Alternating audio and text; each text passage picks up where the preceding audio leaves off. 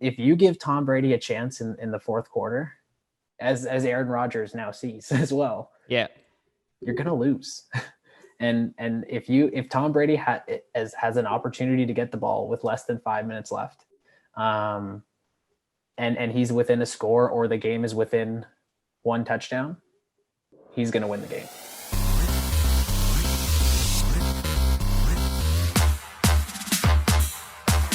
All right, are we ready? We're ready. All right, cool. Welcome back to Unlimited. Before we introduce our guest, make sure you guys subscribe, like the video. We're also on Spotify.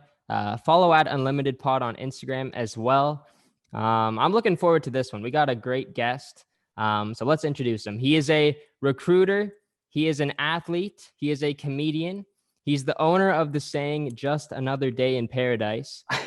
He is a big sports fan and pro hockey life's finest, Matt Anselm. Matt, how are you doing today? What's up? That's a legendary intro. I don't know. Hey, I think I got to make it good. It's gonna be all downhill for me. Did I miss anything? No, you definitely got it. You hit all of them. And no, just long time listener, first time caller. Let's give it a go. Let's give it a go. Right. Yeah, it's a long time coming. We have some good talks at Hockey Life at work, and yeah, sure. it's been about time. So yeah, we're gonna talk some NFL, gonna talk some Super Bowl. Got to tee that up.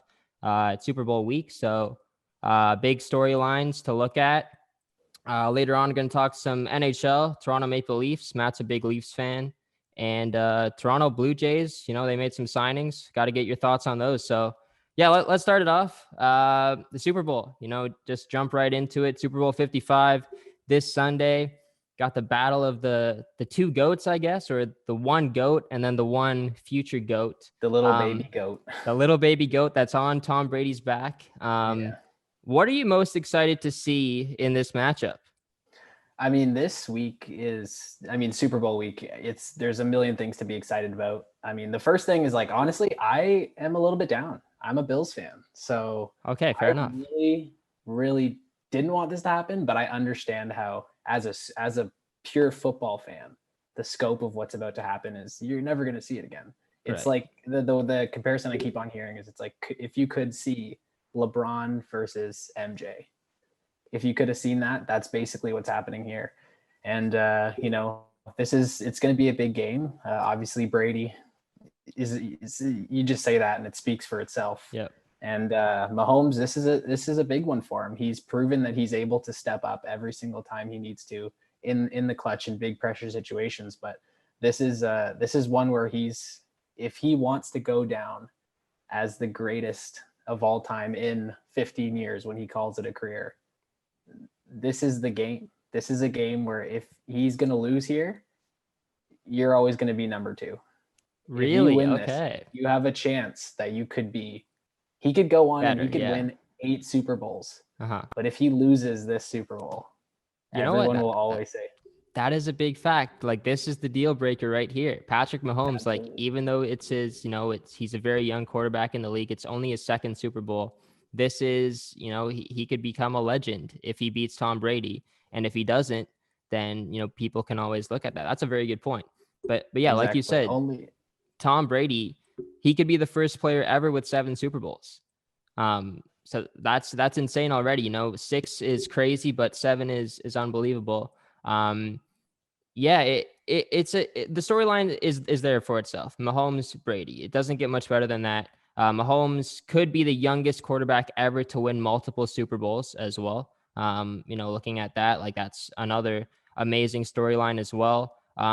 I guess maybe the most underrated storyline out of all this too is the Chiefs can win back-to-back. The Chiefs can win back-to-back Super Bowls, and not really many people are talking about that. They're more focused on the quarterbacks and their accomplishments, but the Kansas City Chiefs as an entire organization, that's big for them. I guess we can jump into some of the keys to the game right now. What do you think some of the keys to the game for the Kansas City Chiefs are going to be in order to beat the Bucs? Well, you saw the keys to the game in that game against the Bills. The Chiefs came out and honestly, they stumbled. They came out of the blocks and they fell on their face.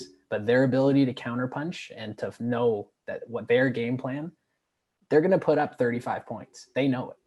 and they don't care if you score the first 34. Yeah. They have the ability in themselves to establish their play, especially on the offensive side of the football. The Bills basically got beat by 3 guys, and 14 teams in the NFL this year before the playoffs got beat by those same 3 guys. It's just Patrick Mahomes and his ability to avoid any sort of pressure. And then if he wants to, he can throw it off to Tyreek Hill and just watch him run. He can make the safe play and throw it to Travis Kelce, who seemingly never drops a pass. Like, it doesn't matter. You could have 2-3 guys on him. He's just bigger, stronger, seems to be more able than anybody else to make those passes, almost like how Gronk was when Tom exactly. Brady. So many comparisons. It's just crazy to see how he's able to always find a way. I mean, for the Chiefs, if they can establish that, it's going to be a tough time for any defense. I mean, the Bills had a great defense who thought that they could maybe do something, and really it never showed up. In the first game against the Bucs this year, the Chiefs basically manhandled them. They were able to, like, no one's able to touch Patty Mahomes. He doesn't throw interceptions. He protects the ball so well, and he's just so able to just elude any sort of ever feeling like he's going to give the ball away. Yeah. He's going to make a slip up. And if he does make a slip up, he's throwing it out of bounds, or he's so safe. Like, I think they said, like, on the broadcast, that he hadn't thrown a postseason interception yet in his career. Yeah. Yeah. So that's, I mean, that's what the Bucs are going to have to do. The Bucs are going to have to find a way to force turnovers and get to him too. Because Mahomes doesn't take many sacks either. He's very elusive in the pocket. He escapes very well.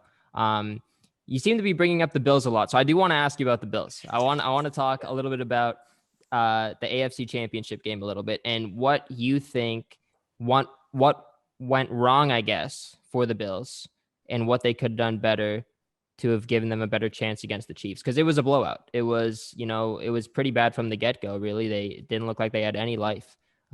So do you think that they could have turned the tides in any way?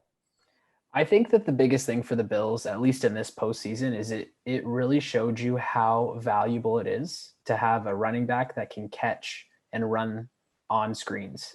And that was one thing that the Bills really didn't have once Zach Moss got injured in the game. I believe it was against Baltimore, the divisional game, or the wild card weekend game. He got injured, and it looked bad, and I was like watching that game, and we were up by a bunch, but I was like, I don't think this is going to be good if he's out for a while. Yeah. And the thing is, Singletary in the backfield, he couldn't do it, and it wasn't enough of a threat to give Josh Allen the ability to look to the short sides and, like, make a quick pass and, like, get away from the pressure, because Josh Allen is a guy who does take a long time to throw the ball. He's definitely one of the guys who holds on to it longer.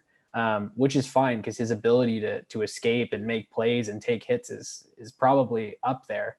But it really showed, is like, if you can't establish the run game and control the ball and control the clock, and you give guys like Patrick Mahomes the ball for too long, and they're controlling the play, it's not going to go well for you. Like, we didn't like Kansas City didn't punt the ball once. No, that entire game. They were able to basically grab the ball, do whatever they wanted. And honestly, the best way to stop Patrick Mahomes is to keep him off the field. And you saw that in the one game that they lost this year against the Raiders. Yeah. Josh Jacobs went off that game. That's basically how they're able. It's time management. That's exactly all it is. And I guess if you look at the Bucs now, that they're going to have to really establish the run game with Ronald Jones in the backfield. He's going to have to do his best job to keep Mahomes off the field as long as possible. But yeah, I guess the thing with the Bills, like, you said they have Singletary, they had Moss out, but I guess, maybe in this upcoming draft, maybe you do look at taking a running back early, a guy who can, break out and have those big runs. Like, we've seen Singletary do that, a number amount of times, but I think maybe they look at someone who can do that on more of a consistent basis. And, maybe, when they're picking, they must have a very late pick. Be a later pick. I'm honestly not sure. Yeah. And I think Zach Moss can be that guy. It was his first year this year. And I think that with the 2 running back system that a lot of teams are going to, they could definitely do it. The issue is really just, it's having that guy elevates Josh Allen so much more. The same way that it elevates Patty Mahomes to have like Tyreek Hill, Clyde, maybe not even going to play in the Super Bowl, but having Hardman back there, like just having him to be able to just look, especially to his left now, or I guess it would be Patty Mahomes' left, because the guard for them, Schwartz, he's out, which is the guy who would be guarding against Jason Pierre-Paul. Like that's be very key. Yeah. That's a big matchup that the Bucs are going to have to take advantage of, is because that's a huge safety net for Patty Mahomes, especially on like behind him. He's looking this way and he's ready to throw. And you don't know if Jason Pierre-Paul, leading sacker, one of the best sackers in the NFL right now, is going to be breathing down your throat. And the Bucs don't just have Pierre-Paul, they also have Sue. And if they pay too much attention to Pierre-Paul, then there's the opening for Sue as well. So it's just a ripple effect on the entire defensive line there. So absolutely. And especially for a guy like Mahomes who lives in the pocket and he's able to make plays and be elusive. It's like, there's one thing you have to worry about. That's going to be a key for the Bucs. But if he's able to elude one tackle and make a quick pass, you see how, they're able to basically break away, and they don't even need third down. Like when we were watching the game, me and my dad were joking. We're like, Patty Mahomes should have to play CFL rules, because that's the only way that any other team's gonna be able to compete against them. And even if they get to 4th down, we know Andy Reid, he loves to go for it on 4th down. If it's like a 4th and 2, 4th and 3, and it's Patrick Mahomes in the backfield, even if it's in the first quarter, they're gonna go for it. That he's that confident in his quarterback and the threats that he has. Like you said, Kelsey is like his go-to guy in tough situations. Mm-hmm. And then Tyreek Hill is the breakout player, but then they have Robinson and Hardman, speedy guys on the outside. It's crazy how much speed they have. And then even at running back, they're solid. They got a good tandem. So absolutely, so many weapons on the Chiefs. But you said, pressure for the Bucs is going to be key. Let's flip-flop to the offense now. How do you think the Bucs offense can beat the Chiefs defense? Because the Chiefs defense is okay, but it's not as good as the Bucs defense. The thing about the Bucs, man, is they're going to have to use every single target that they have. Godwin's got to have a big game. Evans has got to have a big game.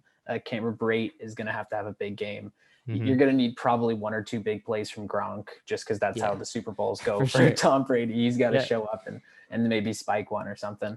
But I mean, those guys are going to have to make good plays. It's a different type of attack that Kansas City has really seen, I guess, because Tom Brady seems to be near the top of his game, and on Super Bowl day he's going to be like cool as a cucumber back there, just ready to kind of unleash. He's not the type of guy who's going to choke under this type of pressure. He's going to be at home. Be hanging out with his kids and ready. You think that's more pressure being at home on anybody else? Yes. Right. Okay. But not Tom Brady. And especially the thing about Tom Brady too, that I wanted to say, for at least speaking about the Bucs offense, is if you look at all the Super Bowls that Tom Brady has ever lost, he was heavily favored in every single one of them. The 2 against Eli Manning, and then the 1 against Nick Foles. Yeah. I guess. Yeah. They were heavy favorites in all of those. And the thing is like, he has always in his career done so much as the underdog. Like that's where he thrives. Like when he was in Michigan, he was the 3rd string quarterback that they took when he was basically brought out of high school. When he was drafted, he was the 6th quarterback taken in the draft. When he was on the Patriots, he was taken behind Drew Bledsoe.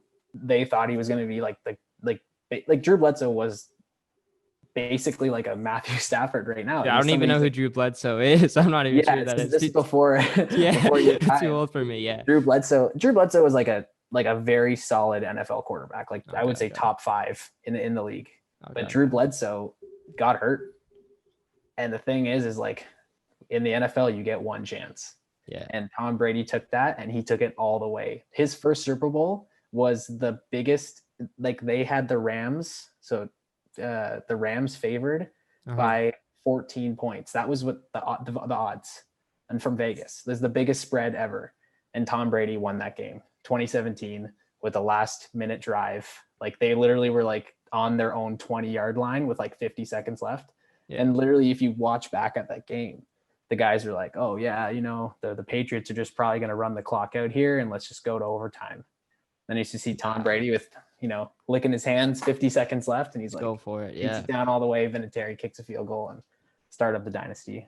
Yeah. But, he's just one of those guys. He's able to just perform under pressure. And I think he's really going to thrive in a situation where he's not really been the underdog in a long time. It feels so weird to say it, but yeah, you are right. You're 100% right. Like in this Super Bowl, you would like the favorites are the Chiefs again by 3 points. So yeah, but it is a lot closer than in other years, but still Brady might not have that much pressure because he is not favored to win.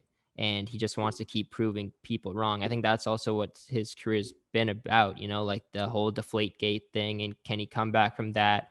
The whole, you know, Bill Belichick in his like right man corner his entire career, trying to break out of that shadow, making himself his own guy.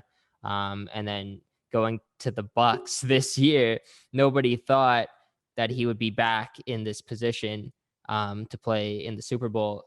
And he is. And I guess same with Gronk too. Like the fact that they were able to both do it in New England and now do it on a new team with a new system, new coach. Are the other players going to accept them? They've done it. And if they win, it's just the storybook ending. And then, yeah, I mean, there's some other storylines as well. I guess looking to the Bucs, their last and only Super Bowl was in 2002. That was the only other time they've been there, and they won that one. Yeah. So they're looking to keep that winning streak alive. And then, yeah, just the fact that they're the first team ever to have a home Super Bowl is pretty special. That's pretty crazy. I remember when I heard that, I was like, there's no way, like no one else like stumbled upon it, but I guess, you know, it's crazy. And I remember when people talk about it, when Tom Brady signed there, he's like, oh, he's going to take them to the Super Bowl. And I'm like, there's no chance, man. There's no chance. But and it's good that it's in Tampa because there's going to be some fans there. It looks like too. That is true. Yeah. Restrictions tickets aren't lowest tickets I checked today are $6,000. If you want to split, we could probably fit one. Oh man. All right. Hey, you know, if the Lions were in it, then I would do it. But then maybe. Yeah. That's not going to happen for a while. The Lions have never made it to the Super Bowl. They've won a championship, an NFL championship, but they've never won the Super Bowl or made it to the Super Bowl. So yeah, we'll get to that talk later. And Andy Reid and Arians, they're 1-1 against each other as well. So this is the rubber match. True. So that's another interesting matchup, like two great coaches, older generation sorry, did I say quarterbacks? Coaches. Yeah. Yeah. Too much quarterback talk. Yeah. So I think we can go to some predictions. I think I know where you're leaning. But how do you think this game's going to turn out? So I see it going to one of two ways. And I really thought about this all weekend and I was like, I don't know, like what am I going to predict? And I think the big thing for me is the two ways I see this game going are it's going to suck and it's going to be like, you know, the absolute blowout. No, absolute blowout. Like it's going to be like Chiefs Chiefs are going to basically prove what everybody thinks they are and just you know, offense is going to explode. We're going to see like 24-3 going into the weekend's halftime show. And then that it's going to basically just be that's all. So I see it going that way. And the other way I see it is if you give Tom Brady a chance in the fourth quarter, as Aaron Rodgers now sees as well, you're going to lose. And if Tom Brady has an opportunity to get the ball with less than 5 minutes left, and he's within a score, or the game is within one touchdown, he's going to win the game. Somehow he's going to find a way to win that game. So I really hope it doesn't end up being the first one. So my prediction is going to be, I'm going to say 31-28 for the Bucks. Okay, wow. With like that being like a last field goal by Brady. I see. To basically take them down there, run the clock down, and kick a field goal, and that's gonna seal the deal. But I know saying that Patrick Mahomes has actually never lost a one-score game in his career. That's crazy too. Yeah. Okay. To say it. Yeah, I'm kind of thinking the same with you. Like, I could see the Chiefs just completely running away with it. Like, that's a possibility. There's no way the Bucks will run away with it. Mahomes is too good. He's going to put up a lot of points. I see it as the Bucks have to limit Mahomes to under 30 points. If they can do that, then I think you have a chance to do it. If you can limit them to 24, maybe only allow him to get 3 touchdowns, then you have a really good chance. And I do believe in the Bucks defense. You can't stop Mahomes. It's impossible to fully stop him, but I think the Bucks defense can at least limit him to under 30. And we saw what Brady and the Tampa Bay Bucks offense could do against the Packers and Rodgers, and the way that they just dominated that game in the first half. And I think that they could do that again. I'm honestly not that confident in the Chiefs defense. So I think that could be the one weak link here. Me too. I would probably say, the Bucks defense is a lot better than the Chiefs, and then the offenses are more closer in terms of skill. So that's the one advantage the Bucks have. Defense wins championships. I guess you can look at that cliche. Defense wins championships. And the thing is like we said, like I don't have a lot of faith in the Chiefs defense. 31st ranked red zone defense this season. Yeah. To be fair, they weren't there much, but 31st ranked defense in the red zone. And as long as Tom Brady, like the big thing that scares me about Tom Brady is he throws picks, man. And like this in the playoffs, Patty Mahomes, only 4 touchdown passes, but 0 interceptions. Wow. Tom Brady 7 touchdown passes, but 3 interceptions. But Patty Mahomes completion percentage of 75%. Yeah, Tom Mahomes Brady, just doesn't throw interceptions, and that's going to be the key. If the Bucks, it's a 14-point swing, right? If you have the ball and you turn it over, it could potentially be a 14-point swing. Yeah. Tough. I think if the Bucks just get 1 interception, it's going to get to Mahomes. That's got to be their secondary's game plan. Like you got to mess with his mojo. Get an interception, and then he's like shaking. He's just like, oh man, like, I'm human. Like I can actually throw an interception. It's not going to be a walk in the park. We've never seen him. I've never seen him rattled in my ever watching him. I've never seen him rattled. Yeah, and I guess, even like, remember when they played against each other in the AFC Championship game when Brady was on the Patriots and he was on the Chiefs still. Like, that was a close game. That was a very close game still, and Mahomes gave the Chiefs a legit shot in that game. So he wasn't even rattled then on the road in New England. So I have a prediction that I wrote down that's very similar to yours. I put 30-27 Bucks. I say they win by a field goal. Couple more field goals, yeah. Yeah, exactly. And yeah, 3-point game. Hold the Chiefs to under 30. I say they get 27. Bucks get to the 30 mark. And yeah, I could see it coming down to like the final minute where it's a field goal that wins it. So yeah, I think we're kind of thinking the same thing, or it could just be a Chiefs blowout. Yeah. Yeah. But best part's going to be the weekend. Yeah. No, I'm excited for that. It's going to be great. I love some of the new songs that they put out, and yeah, it's going to be nice to see that. Is there any chance the Bucks just blow out the Chiefs? No. No chance. Yeah. The thing is like, no, like I just don't see it. I don't see it. I thought that the Bills could do it when they were like, oh my gosh, we're up potentially 10-0, and then they kicked the field goal, the extra point hit the post, and I was like, that's Mahomes, just like, you know. Yeah, sure. It's just the Mahomes effect. I think their offense is too good to not put up that many points, and I don't think that the Bucks offense, if they are, let's say they go up and somehow the same thing happens and the Bucks are up 10-0, I don't see them being incredibly aggressive. Yeah. Oh, okay. To try and push it. I think that I see. The play there is to then keep the ball, be very conservative and run the clock and like keep the game moving, as opposed to trying to take some deep shots and maybe throwing an interception and running up the score. It's really not Tom Brady's style. Right. And I think that that's going to bite them, you think? No, that's why I think that it wouldn't be a blowout. Okay, that's why I think I see. The Bucks wouldn't blow them out, because the Chiefs, they run basically the same offense if they're down 10-0 or if they're up 24-10. They're going to run the same thing.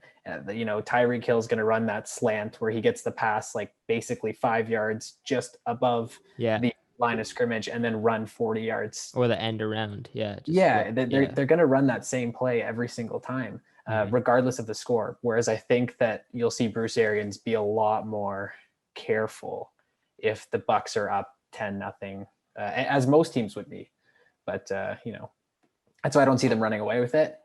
But it's good. I just really hope it's a good game. You are right. Like we saw that in the last game against the Packers too. Like they got a big lead, and then in the second half, you know, they kind of just tried to run out the clock and it backfired.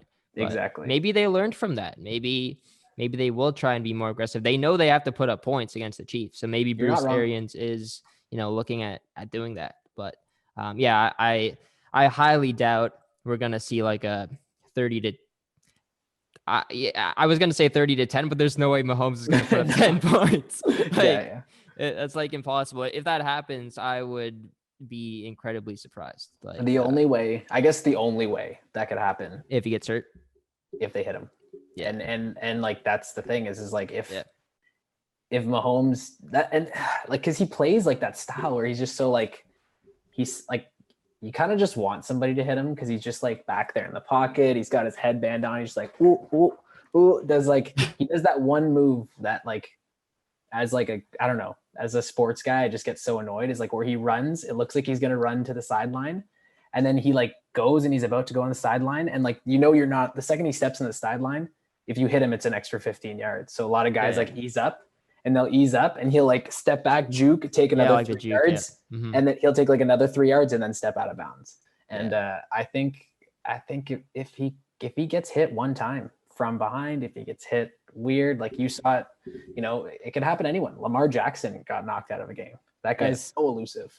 And, you know, if he gets hurt, we don't know if Mahomes is even 100%. Like he was dealing with that. You know, he was in concussion protocol and the turf toe as well. So maybe the Bucks defense just, you know, goes for the feet, try and mess with his toe. Yeah, you don't want to say it, but like, hey, that's you got to be thinking that if you're in the Bucks defensive lineman room, like we got to hit this guy, we got to get this guy out of the game. I'm sure that's what they're thinking. So and then even on the other side of the ball, like if Brady gets hit, that's also tough. An older guy. We don't know what kind of injuries he's been dealing with, if any. We saw what Drew Brees was dealing with. We didn't know anything about that. And then he's got like so many broken ribs and other things. So who knows about Brady, but anything else we need to touch on with the Super Bowl?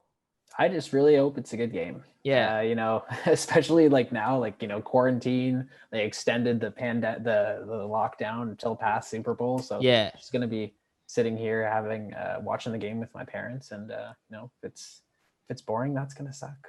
Yeah. Hopefully not. Yeah, we need some excitement. Yeah, that's for sure. Need some excitement. Yeah. I was thinking we could do some bets on like what, you know how they did last year, like how long the national anthem's gonna go. Yeah. Heads or tails, stuff like that. So I'm trying to think of the time. Like, what's a good over under? I guess 1 minute for the national anthem, or like 1:15. Yeah, it's something like that. I'm looking at my Singing with Martina thing right now to see how long we go for. No, but the American national anthem's a little longer. Okay, so we can go 1:30 then. I don't know who's singing it. That's a big question too. That's also true. Yeah. Yeah, because like it depends if it's like some soulful singer, like it could be really long. Here it's called national singing Super Bowl 21. Yeah. Jasmine Sullivan. I don't know who that is. Sullivan. See if there's any research on her. Yeah. That's weird. You would think that somebody that we would know. It was Demi Lovato last year. She was good. Yeah. I think Demi Lovato was the over last year. She went over by like 1 or 2 seconds. I remember celebrating. So somebody like beside the camera is just telling her to like, you just extend it. Yeah. Churches hit singles. Is it a church country song? No, what is this? No, she's not country. R&B songwriter. R&B singer. Yeah, I'll take the over. Take the over. I think it'll be a soulful. Okay. Okay, sure. I'll take the under. Why not? Make it different. I'll take the under on that one. See if she surprises us. I guess we'll see. Heads or tails for the coin toss? I always go heads. But that's just me. I saw this poll on YouTube and someone was asking like what's more luckier, heads or tails? And it was like 73% for heads. I was like, for sure, it's got to be 50-50, or like somewhere close to that. It's the same thing probably with guys who do like rock, paper, scissors. Like how many people do you know that are like, I always go rock? No one's ever like, I always go scissors. There's just people who are passionate about rock. And then you're like, maybe I'll throw in a scissors or a paper. That's different. I think that depends on if it's rock, paper, scissors or rock, paper, scissors, shoot. Because if it's rock, paper, scissors, I normally go scissors, I would say. But if it's shoot, then it's probably rock. I don't know. I feel like I just try and read the person. Try and look into their eyes. Yeah, exactly. Yeah. It's just mind games. Yeah. I'll go heads, but heads. Yeah. I'll go heads as well. The thing is like, but like if you're taking the coin flip in football, do you want the ball or are you deferring to the second half? Yeah, that's interesting too. I guess, we can look into that. I think normally, how I always thought of it was you would probably just give the ball to the other team to start, because if you stop them for that one possession, then you have the ball and then you also get the ball first in the second half. But I mean, I know like all the time I play Madden and it's against the computer. They always elect to receive.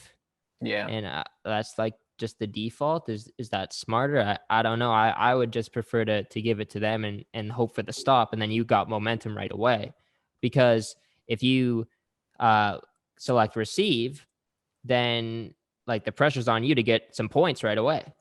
But if you don't, then the momentum shifts. So yeah, I always pick to kick the ball, because it's like I like to, have the opportunity to put yourself in, if you're confident, you put yourself in a good position going into halftime, and then someone has like let's just say you have the greatest, in every sports movie, the greatest halftime speech of ever, and they're coming out and they're ready to go. It's like, oh, I just got the ball and now I'm going to score a touchdown. And like your halftime speech is now diminished because we just got a touchdown. So yeah, exactly. Yeah, exactly. So that's what I think. But I mean, I guess there's arguments for all of them. Yeah. Remember that one Super Bowl, I think was Saints and Colts, and Sean Payton after halftime elected to the onside kick, right? Yeah, exactly. Yeah, so he was probably, I guess they elected to receive the ball first, and then he was just like, you know what, we're gonna receive it twice in a row. Once isn't good enough. The thing is with the Super Bowl, you love to see those plays. Those are plays that can make or break. Mm-hmm. I got another question too. We talked a little bit about it on, I think it was episode 34 I did with Nick. There's always a big play in the Super Bowl, always a big play. I just want to you to give me a name for who do you think is going to make this play? Because, the David Tyree head catch, Julian Edelman's insane catch against the Falcons that year, Malcolm Butler. So offense or defense, doesn't matter who it is. Just throw out a name. Who's going to make that insane play this year? Give me a second. Yeah. I think I forget his name, but there's a dude on Tampa. He's their cornerback. He has 3 interceptions this postseason, and I'm taking him because I think that the biggest, whatever the play of this Super Bowl is going to be, because I think, and I want to think that the Bucs are going to win. It's going to be a Patrick Mahomes interception. Yeah, that's going to be insane. Because it doesn't happen. Doesn't happen. And I think that if you're able to make that play, that's it. So that's one of the cornerbacks. That's a great guess. That's a very good guess. Making a big pick on some route that they've read on a throw to Tyreek Hill down the field, and that's going to be it. I'll have to clip this if that actually happens. Hey, we'll see. I'll be waiting for it. Yeah. I don't have anything too as exciting as that for my prediction. I was just going to say, I think Hardman. I think he's, after that fumble last game, I know he got a touchdown after that, but I know he doesn't want to make any mistakes. I think he's got some good things coming his way. If the Chiefs end up winning, or which they have a good shot at, I think he could be in the mix of a pretty big play. I wouldn't say Hill or Kelsey. I'll give it to the third guy there. So I'll say Hardman. Fair. It's not a bad, you see it in the play right after he fumbled. I think they did again, one of those screen plays to Mahomes left, and he ran for 45 yards. And that basically changed the whole feeling in that game. They're down 9-0. He just fumbled, and then they take it down there and score a touchdown after he runs 45 yards. And then I think he got the touchdown anyway. He did. On that. Yeah. And it's he's got, when you have guys like that with that game breaking ability, but then you realize that there's 3 of them on the field. Yeah. And potentially 4 with Mahomes at quarterback. It's tough. It's hard because, to stop. You miss one tackle, and you're in trouble. Yeah. I didn't even realize how many receiving yards Kelsey had this year. I think he was did he finish first maybe in receiving yards or second, third? I don't know if he did in terms of all receiving yards, but I know that he is almost as valuable fantasy wise, where tight ends are useless. He's almost more valuable than 90% of receivers. Yeah, I was gonna say he's second in total receiving yards. Just Diggs was ahead of him. Yeah. So and I think Austin had him in our league last year, and that's a good pick. You might have to look at drafting him if he's available in the second round.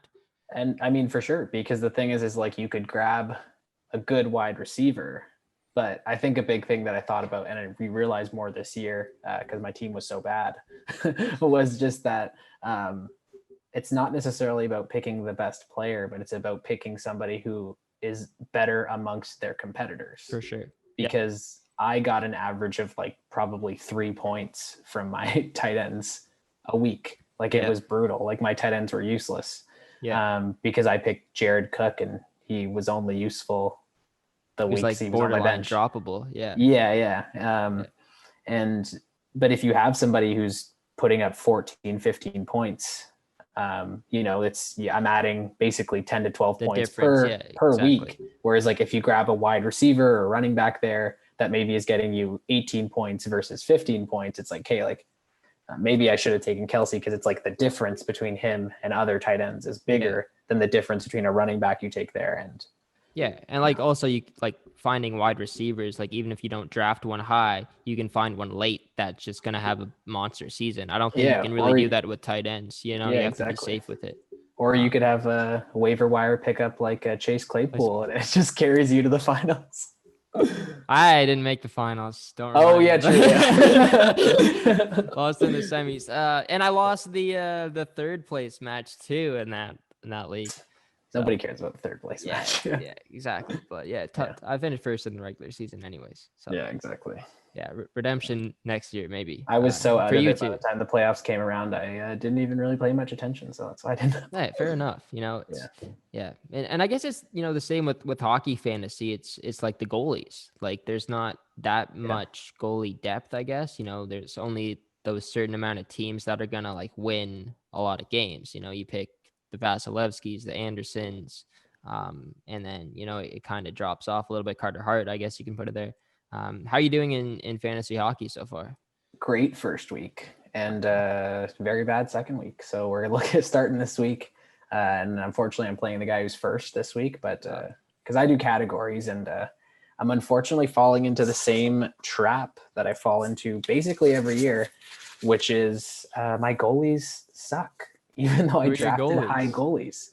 Vasilevsky and suck. Not suck, but so ours is split up. It's a total of 11 categories and 4 of the points are goalie stats. And I have lost all 4 of them both weeks.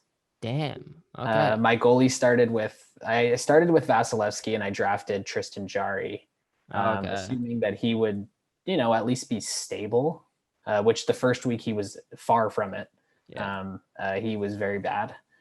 So bad to the point where I was like, I don't have faith in him to do well. And I grabbed Varlamov off of waivers, which was a good pickup. And then I grabbed UC Saros just as like my, which is, I don't know how he was even available, but just went with it. You know who was available in my league as a goalie? Plays on Anaheim. John Gibson. John Gibson is one of the best goalies so far. Yeah. I think he is not available in our league, but the thing with Gibson is I also need wins. Yeah, the losses. He's not going to get wins. That's for sure. He's going to get you the save percentage and maybe a shutout and a low goals against. But yeah, not the wins. But in my league, I have Vaz, who's pretty good for everything. And he was a keeper. And then I have Carter Hart, that's great. Yeah, he's been okay so far this year. I'm not going to say great. It's going to get you the wins, though. I think, what is he, 5-2? Yeah, something like that. But his save percentage is, I think he's in the 8s right now. Ooh, that hurts. But yeah, and then Gibson, and then I have Jack Campbell, even though he's on my IR plus. But I think the Leafs might play him a little bit more when he comes back. But we'll get into the hockey talk in a second. But there was a trade. There was the big trade in the NFL. My favorite player, Matthew Stafford, got traded from the Detroit Lions after, it was rumored honestly, it's been rumored for the past couple of years, him being finally traded from Detroit. And the rumors just they went on the hot stove this past, 2 weeks, I would say. And he finally gets traded. There was rumors that, the Rams were interested, the Colts were interested, the Steelers, maybe the Dolphins, maybe the Texans.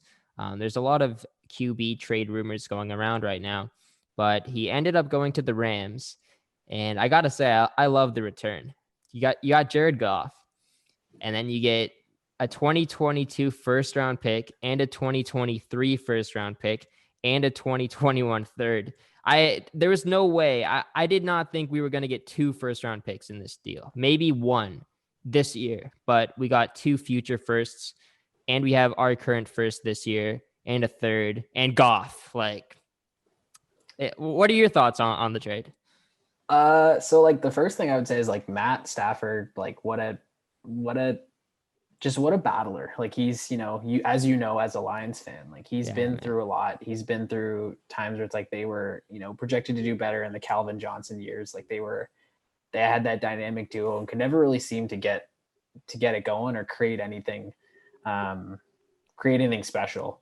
And then obviously the Lions have had a couple rough years here, and Matthew Stafford is getting a little older and he probably wants to win. So, you guys are probably a little bit farther away from winning. So it's like, letting him have this opportunity with a team, he's going to be surrounded by a lot of great options there with Cooper Kupp, Robert Woods.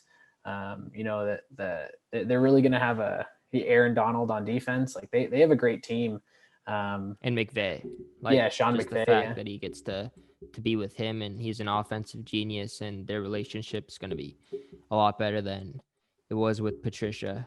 Exactly. Yeah, exactly. Right. So I think Matthew Stafford for him is going to be great.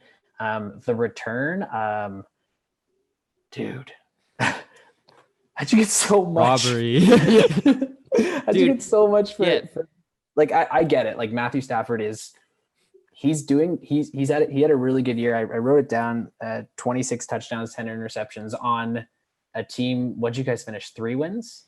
5. We're not 5 that bad. wins. Well, we're pretty bad, Like, but yeah. Like, dude, like that, those are good numbers for a team in that ballpark. And it's like, you know, he could potentially be a guy who you look at as like a potential MVP with some good guys around him. Like he's a really good, strong arm pocket passer. Oh yeah. And a guy who's a veteran in the league who can make good decisions in tough times. And I think that, like, yes, the Rams, obviously they, from their perspective, they're like, okay, we paid a lot, but you got the best available quarterback, debatably, I guess, because Deshaun Watson is potentially available. You got the best available quarterback this year, and you're basically putting yourself in a Super Bowl conversation for next season, which you weren't in, honestly, with Jared Goff. I think, you know, Jared Goff, he's kind of shown after his first couple of years in the NFL, like you kind of see what he is now. I think he's a middle of the pack, maybe upper middle. I mean, after he signed that monster contract, it kind of just went downhill. Like, I guess after that 2018 year when they went to the Super Bowl, like this guy's interception numbers just skyrocketed, and he's not necessarily the most mobile quarterback as well, which is what teams are looking at, especially in a younger quarterback. Like most guys his age, 26, can run. But we haven't seen that in Goff. Like, and even his arm, like I was watching some highlights, like Goff's arm is not Matthew Stafford's arm. Matthew Stafford has a cannon, and Goff isn't that guy. But yeah, it's still a great return. And like, I wasn't expecting that we would actually get Goff in return. Like I knew that there would be the Rams making us an offer, and I thought it was going to be their 2022 first and maybe another pick. I was not expecting another first on top of that. And Jared Goff, who, and this is a hot take, I would say, and this might be some GM mode myself talking, like what I would do. I would trade Jared Goff before the draft. Trade him. You're rebuilding. You can get another first round pick and plus for Jared Goff, I would say. Look at what the Lions got for Stafford. 2 firsts and a third and a quarterback in Goff. You can get at least a first for Goff. So what if you were to trade Jared Goff? Like, because you want to pick, but it's like then you have your guys. You have your Marvin Jones Jr., you have your Kenny Golladay. Like, you have some guys that are ready to win. Marvin Jones is a free agent. I don't think he's coming back. You don't think he's coming? So Kenny Golladay, like I hope the Lions don't. Kenny Golladay, they got to sign to an extension because he has 1 year left. After this, they better sign him because that's your guy. That's your face of your wide receiver core for years to come. But they're not in a win mode. They're not trying to make the playoffs. They're in a rebuild, I would say, right now. They just got a new coach. They just got a new GM. You traded away your franchise quarterback. This is a rebuild. If you weren't in it to win it, why would you trade Stafford? Jared Goff isn't going to win you a Super Bowl. I say you rebuild. There's some guys in the draft, you know, they're not going to get Trevor Lawrence. But there's some other guys. I forget the names off the top of my head. I think Fields is one of them. And then there's this other guy.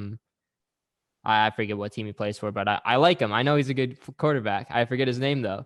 I mean, you have a lot of picks next year potentially if you do that Jared Goff trade, and you get rid of him and maybe get picks for next year, and then you kind of just take a kneel for the next season coming up, and then see what's up. But yeah, you guys got to, like, the picks are huge. First round picks are huge, especially in the NFL. You see guys who get selected in the mid first round that become Pro Bowlers, and Yeah. It's definitely a thing. So. And even like if we like a guy, say at 2, like the Jets, for example, they're probably really upset that they're not going to get Lawrence. They might even look at trading the second overall pick, and the Lions might have their eye on a quarterback who they don't want to risk not drafting. So they use one of their other firsts to move up. So I think just it's not so much like, and also like these first round picks for the Rams, like they're not going to be high. They're going to be It'll low. be like mid to late, I think. Maybe in the Probably higher teens, I think. Yeah. Well, if they win the Super Bowl, which is what they're hoping to do, then it would be very late. Yeah, that's true. I could see them being in the 20s. I think the Rams are picking, or they finished 24th. They don't have a first round pick this year. The Jags have it, but I think they finished 24th. So I could see them finishing around there, if not better. But then again, as a Lions fan, like I know more than anyone, like Stafford has not won a playoff game. Stafford has not won the big games in his career. And yeah, everybody's saying it's because of Detroit. Like this guy's out of Detroit now. He's in LA and they're Super Bowl caliber. I don't believe it. I'm sorry, but I don't believe it right now. I haven't seen it. And yeah, you even said that like Stafford makes like the good decisions. Like he's an older guy. He's good at controlling the ball and stuff. I don't know. I saw some plays this year where he does throw interceptions. He's not good at managing the clock. So I don't know if, he's got 2 years. The Rams have a 2-year window because Stafford's contract is over in 2 years, and they're not talking extension right now, at least. Too soon. Yeah, too soon. I don't know what happens after then, but they have a 2-year window. And I think McVay said it today, like, who cares about the return? You know, the return is the Super Bowl. That's what they're aiming for. So, yeah. I also wanted to talk about Stephen A. Smith. And I don't know if you saw, but he made some comments about the Lions' new head coach on First Take. I was just listening to that, and I think I sent you the clip of the Lions head coach saying like we're gonna like bite other teams' kneecaps off, and I saw that clip. Yeah, because he's fired up. He's fired up, and Stephen A. Smith is just completely roasting him. First of all, all he was talking about was how bad the Lions have been, which first of all is just so like ignorant of what's actually happening and what Campbell's actually saying. Like, yeah, he's reacting to the clip of him saying like, yeah, we're going to bite off your kneecaps and we're going to, they're going to shoot us down, but we're still going to get back. We're going to get shot again and get taken down, but we're still going to come back. And all Stephen A. Smith is saying is like, how can you say that? You're the Detroit Lions. You've never won the Super Bowl. You haven't won a playoff game since like the 1980s. Like, you can't say any of that stuff. But like Dan Campbell is not an idiot. He's not a dumb guy. If you listen to the entire press conference, like he said a lot more stuff, and he was just reacting to strictly that one clip and completely just changing the subject, just talking about how bad the Lions are. I don't know. I think that's also just the Lion fan in me. Like, I hate having that disrespect. I get it. Yeah. Yeah. It's tough to hear, but the thing is like, so I don't like as a sports fan, I like Stephen A. Because Stephen A. is he's basically a professional troll. His job is to argue and to debate and, to be there and be like, LeBron James is the greatest of all time. Like, that's what he does. And he will argue anyone, and he gets mad and he's very like exuberant, and that's him. Yeah. He doesn't get where he is without making hot takes. That's his ego. For sure. Personality. I mean, the thing is like you could also just be like, yo, Stephen A., like you're a Jets fan. Who are you roasting? You're a Jets fan. They suck. But he's a huge Jets fan. But he just loves trolling. He loves trolling the Cowboys. Like I follow him on Instagram when the Cowboys lost. He's just there, just laughing away. And I like that. I don't like the Cowboys either. So.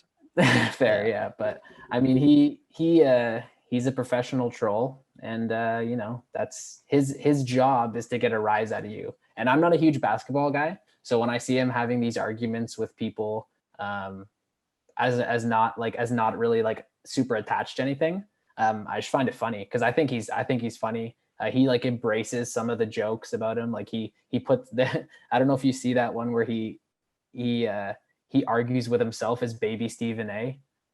Like there's that app on Snapchat or the filter. Yeah, the filter. Your baby. Yeah. And somebody went viral for like basically making a video of him, but they put the baby filter on him, and it's just baby Stephen A. He's like, "How could you say that?" Oh, I think I did. I saw that. Yeah.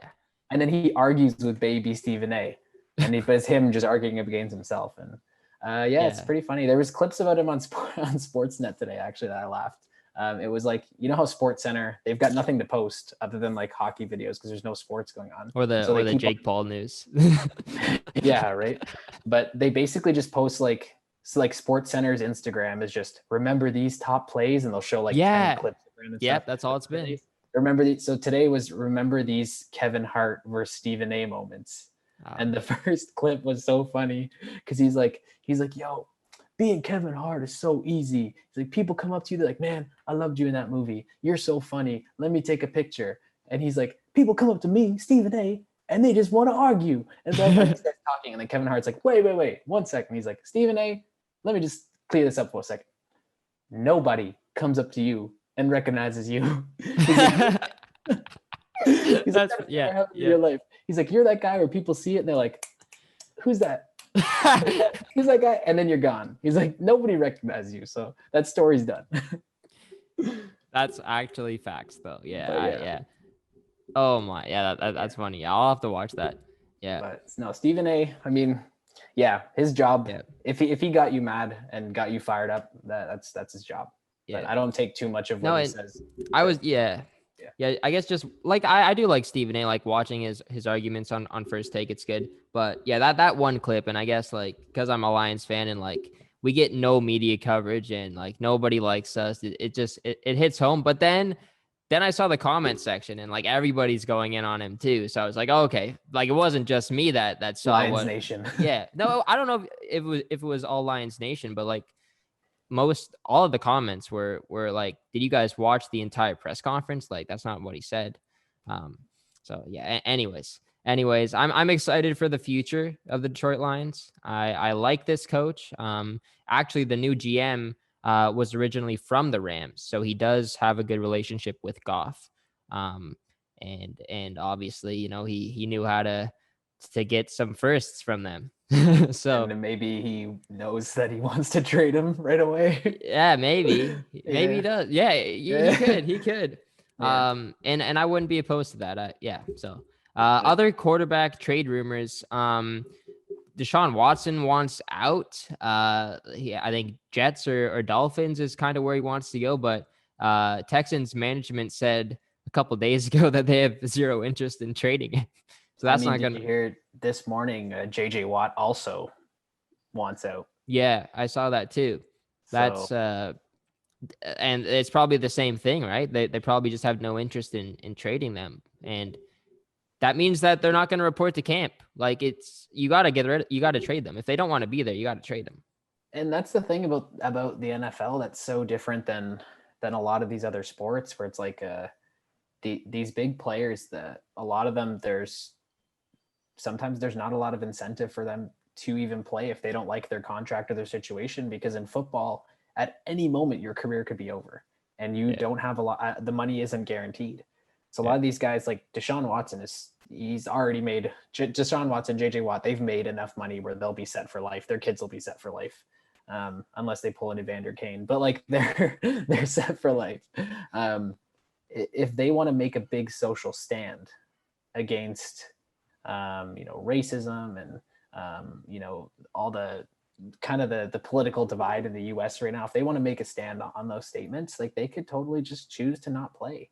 Mm-hmm. And if you're the Houston Texans, you're basically, your hands are tied. Like obviously Deshaun Watson is an asset to any team. I think there's only like a few teams in the NFL who would say that they don't need Deshaun Watson. Yeah.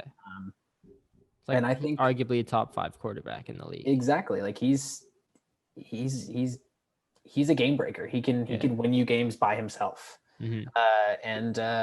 yeah, I mean, it's been tough for him and even for JJ Watt. Like you saw JJ Watt at the end of the press conference after, I think it was their week 16 or week 15 loss, where he's like, like we suck, but like the in this locker room, like the guys don't, gotta we're look not at themselves in the mirror. They're just not, they're not in it to win it. They're not committed. Exactly. And for a lot of people, like that's a top down issue. Like the same thing, like how the Leafs, when they cleaned house and hired Shanahan, it's like they fired everybody. It's like Phil Kessel. Like Phil Kessel is one of the guys that JJ Watt was talking about.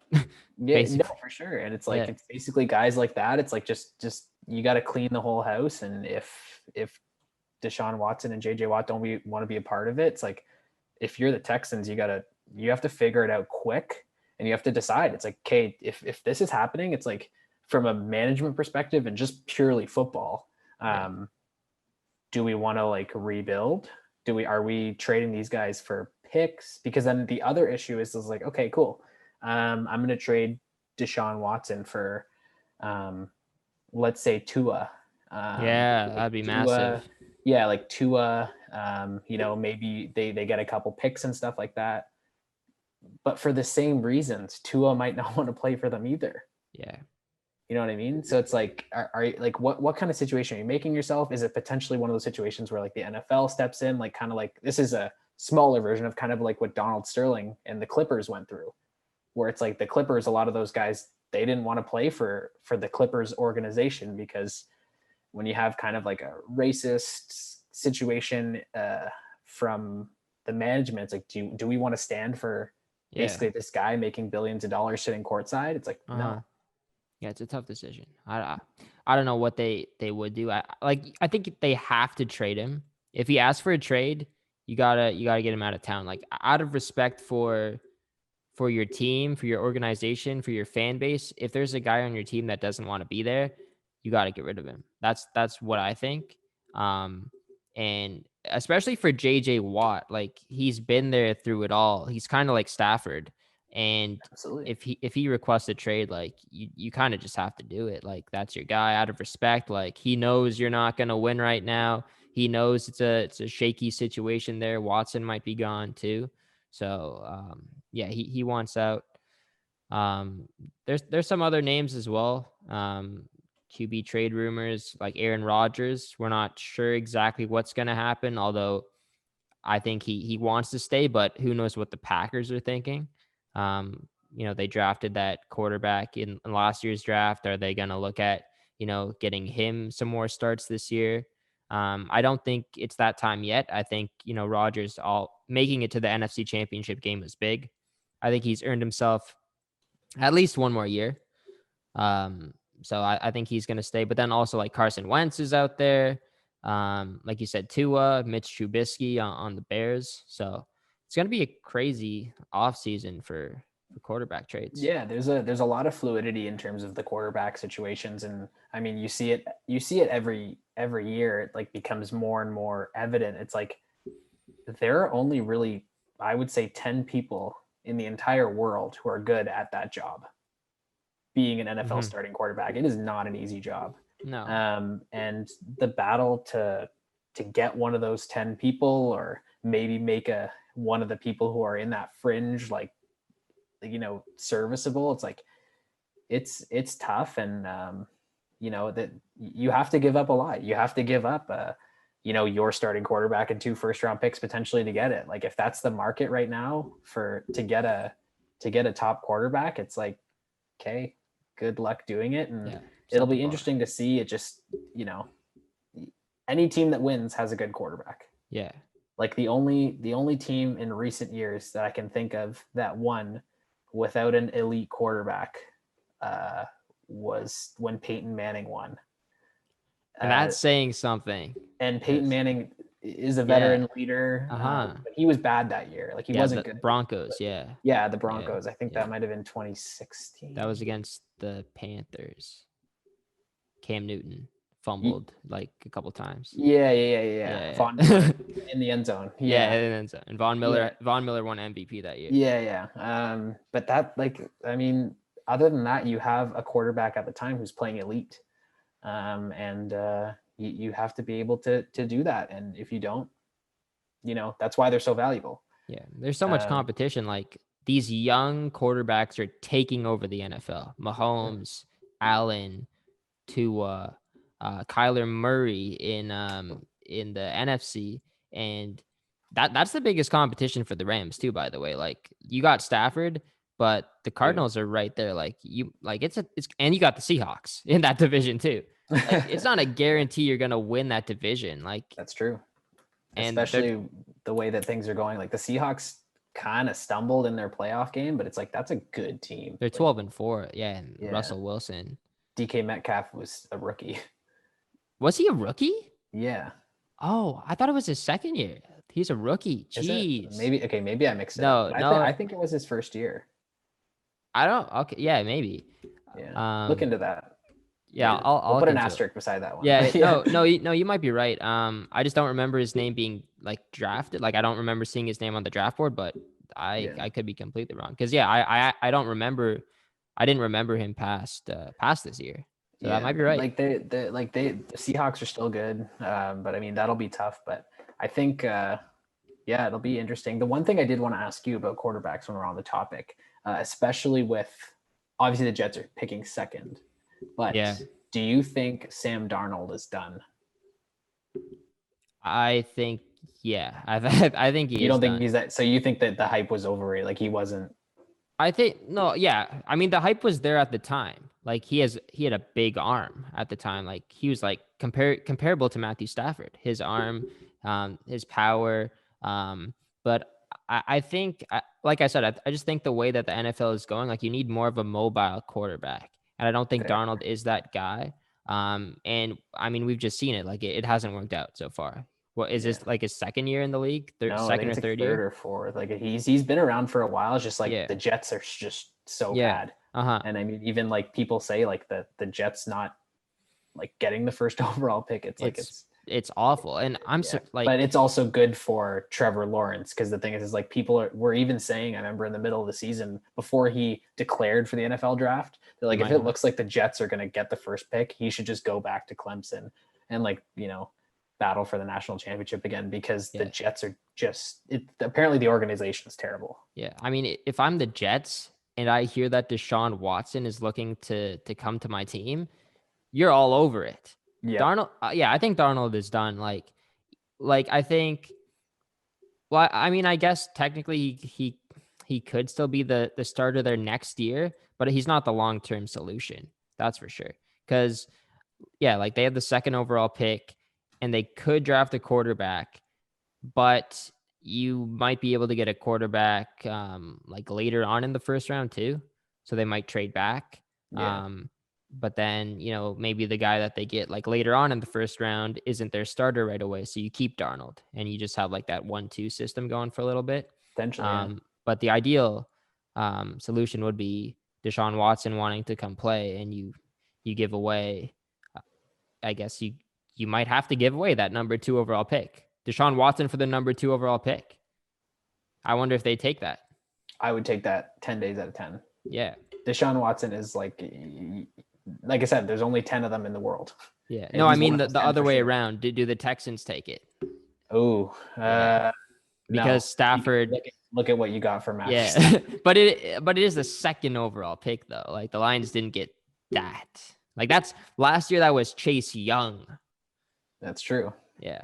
Yeah. So I'll have to look at the draft board and like see what the Texans might need. I guess they'll need a quarterback, but yeah. I don't know, man, because they're still there. Like I think that like you have viable NFL quarterbacks. Like is someone like, if let's say, do you think Drew Brees is done? That's I guess the first question.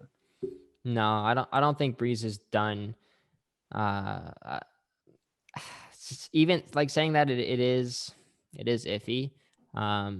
Because he did like wave off to the crowd at the end of his game, and I mean crowd, yeah, exactly. Yeah.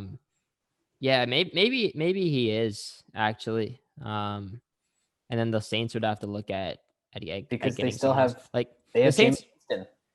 They have Jameis Winston through the most touchdowns the year before he became a backup. I mean, he threw a lot of interceptions, which obviously Right. the knock on him, but I think he had almost like 45 touchdowns or something. He had a stupid amount of touchdowns, the most in the NFL. Uh-huh. And then he got signed by the Saints as the backup after Yeah. Tom Brady went to the Bucs. Well, if I'm Drew Brees right now, you're probably just questioning, like, am I ever going to win another Super Bowl? Like, I have my Super Bowl, and I've been knocking on the door for the last like 5-6 years trying to get another one. I haven't been able to. Do I play another year and risk, my health, because we know he was really banged up this year as well? I think it is adding up to this could be the end. This could be the end for Drew Brees. I don't know if he's going to come back. What about you? I think he's still got something in him. Yeah. And I think that team, like, I think if he was on a bad team, I could see him calling it. Mm-hmm. But that team is so good. Like, it'd be tough. Like, I mean, obviously I'm not in the NFL. So it's like, for me, the thought of playing NFL, that's pretty cool. But he's on a team where it's like, if he's on that team and he is the starting quarterback of that team next year, they're again looked at as a potential Super Bowl pick. For sure. And, obviously, I think a big thing too is it's like, obviously Tom, if he wins, then the question always becomes like, is he going to come back? Like 7 Super Bowls? Like, what's he going to do? I think so. He's looking at playing to like 45. I think he was saying today. Yeah. I mean, the thing is like, that's true. And it's like, if you're playing against Tom Brady still, it's like, okay, do you still really want to do that? Yeah. But their team is still so good. The Saints, like, if they're not going into a rebuild, they are at their prime. And I think it'll be, if he leaves, it's going to be because it's almost like like an organizational decision. Because they would, like, I could see them being like, look, like, we kind of want to draft a quarterback that we think is going to start next year. Maybe they want to move forward with Jameis Winston and give him a chance, because I think Jameis Winston would fit very well into Sean Payton's offense. He's a gunslinger, but the difference between him and Drew Brees is that he gives you the opportunity to maybe have that like dynamic running portion to your game that Drew Brees never gives you. And Drew Brees has not, in his career with Sean Payton, been a guy who holds on to the football well. Like they go for it, they throw interceptions, but they'll score 55 points. Yeah. And it's like, okay, like Jameis Winston can do that. I still think he's a good quarterback. It's just, on the Bucs, a team that wasn't that good, they couldn't afford, they were scoring 28, 30 points, but they were giving up 40. Yeah. It's like, I think the Saints are pretty good, man. Like if Jameis Winston. So I think if I was Drew Brees, I would come back because you have a great team. If I was the Saints, I would be like, I don't know. Like I would try Jameis Winston, but you can't kick Drew Brees out. No. He's given you so much. I think the big factor is going to be the injuries and how well he recovers from that. Mm-hmm. But I think if you're, in a meeting with the Saints and Drew Brees, like, I think they have to consider like load management, like kind of like what we saw with Kawhi, like not letting him play every single game. Because like you said, they have Winston, they also have Hill, and I believe they won a couple of games when he was quarterback and Brees was out too. They did. The offense looked very different. Yeah. And I don't think you have an offense like that. Like those games also, like Michael Thomas wasn't playing either. Yeah. And do you think Michael Thomas is going to want to be a part of a Wildcat offense? No, for sure. Like he's like debatably one of the best receivers in the league. He wants someone who can, and you would be diminishing him by having somebody who doesn't throw the ball to the outside, which I barely think they did with Taysom Hill. So I don't know. I couldn't see him being the starter. I could see him doing what he did with Drew Brees, where it's like he's kind of like that, second down guy, you second and short, you just bring him in there and set up blockers, and he's kind of like built like Josh Allen, where he can just run through guys, but he doesn't have the arm of Josh Allen. Yeah. Well, I think if Brees does come back, I think like just limit like a snap count like every game, and just if you're up big, then put Winston in, because I think they can rely on him to get wins as well. And then maybe the one reason why the Saints haven't had too much playoff success is because Brees is an older guy and he's being overworked. So if you do sit him a few games, then he's healthier. He's not hurt when playoffs roll around, and they're loaded and they're set. So yeah, maybe he gets one more shot at it, but I do think the injuries are going to be big, and that's going to be something that's weighing down his decision a lot. And also, like, he just lost to Tom Brady. That might be a kind of a cool way to go out. You lost to the GOAT. Yeah. So and who knows if they're going to get that matchup again. So yeah, it's been a long show so far. I like it. It's like a Spittin' Chicklets long episode today. Yeah, right. So let's talk some hockey. It's our specialty. Yeah. The Toronto Maple Leafs so far this year have been pretty good, I'd like to say. On paper, especially, like the standings, you can look at them, and yeah, I think they're first place. And yeah, as of today, they're first place, but they do have the most games played. That's true. It seems like they always have that earlier on in the year. Let's not paint it with a bad brush. We're in first. Yeah, we're in first. Got it. I'll get the parade going. Yeah, exactly. Yeah, we're gonna win the cup for sure. Yeah. They got a triple header against the Vancouver Canucks coming up this week, and it's gonna be massive. The Canucks. They made it all the way to the second round last year. Well, third round, I guess, if you count the playing round. And I like to think that they're a pretty good team. Even though they haven't had the best start to the year, I still think they have a strong core in Pettersson, Miller, Horvat, Besser. And I like the tandem in Holtby and Demko, and then Quinn Hughes on the point as well. But I guess let's just focus on the Leafs right now. What have you liked about the Leafs so far this year? I mean, the big thing about the Leafs is they're scoring, and that's why we're winning games. I mean, I'm happy as a Leaf fan seeing what they're doing right now. They're scoring. They're winning games, and Matthews and Marner are really driving the bus, which is what you need. I think that the addition of Brody has been helpful on the back end. But the thing is like, you see such a big difference. And this year I haven't watched as much hockey in terms of other teams as I've wanted to. But when you do watch, you see the difference in styles based on each division. And I think that that's going to be a big thing. Because if you look at the goals, if you go on NHL.com and you look at the goals for and the goals against in each division, the goals for are way higher in our Scotiabank North Division than the other divisions. And I think it's like, yes, we're gonna be okay, and the Leafs are gonna do well, and I know we're gonna be probably ending up at the top of the North Division in that. We're gonna be fine.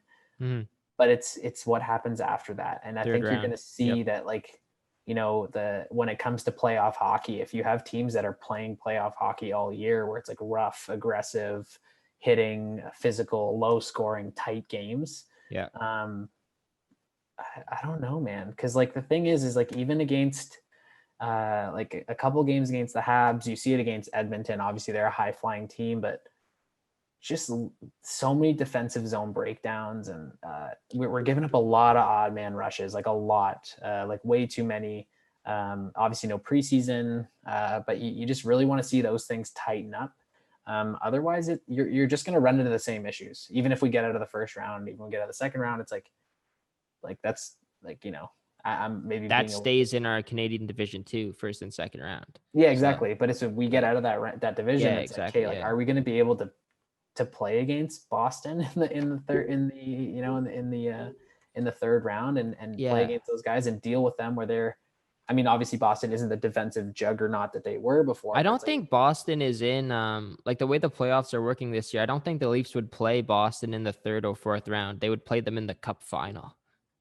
Oh, does it switch over? Yeah, it's different. It's I think it's based on like seeding.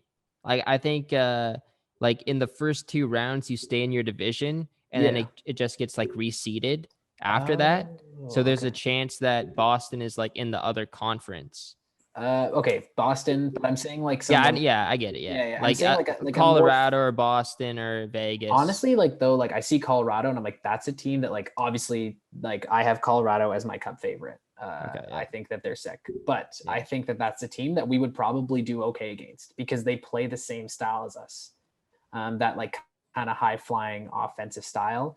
I don't think we would do good against Vegas. Like Vegas is a tough, physically built team. I see a team like Washington. They're built a little bit heavier than we are. I see a team like any of those West teams, like if they're able to kind of battle through Dallas, those teams to me are built like traditional playoff teams, and a lot of times you'll see like obviously you got Matthews and Marner near the top of the scoring. Like I think if you look, I wrote down here of the 11 top scorers right now in the NHL, 6 of them are from the North Division. Yeah. I think 3 of them are from us. They're Oh wait, top 6 you said? Top 6 are in the North Division. Okay. Or no, of the top 11. Oh, top 11. Oh, so top 11 scores in the league. I know Marner's in there for sure. Marner, I think Matthews. Tavares. Oh, is Matthews up there? Yeah, Marner, Matthews, Draisaitl, McDavid. I forget who the other 2 are, but the 6 of the top 11 are in the Scotia North Division, and it's just because like our division is so offensive, which is great, and it's really exciting hockey as you saw on Saturday. Like Saturday's game was great to watch. Yeah. As just a pure hockey fan, for sure. But in terms of playoff hockey, that's not what wins, and it's been proven over and over again.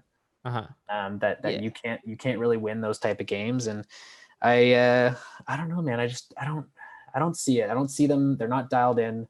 That one guy that like kind of really shines out to me. I don't know if you've noticed this, but Jake Muzzin, he does not look like the same guy that he was last year. I think ever since he's gotten here, he doesn't look like the guy who was on Team Canada at that World Cup of hockey. Like that was just another level, Jake Muzzin. I think he just looks slow to me. And I don't know if you've seen that. For me, it's not the slow, because I can get over. I don't need him to be the fastest guy on the ice. At least play fast.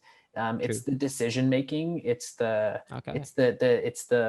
like kind of sloppy play in the defensive zone. Because even last year, Jake Muzzin was obviously, he's not who he was, but he's a rock back there. Like he's one of those guys who can kind of control the play, calm everybody down. The puck's on his stick in the defensive zone. It's up and off the glass.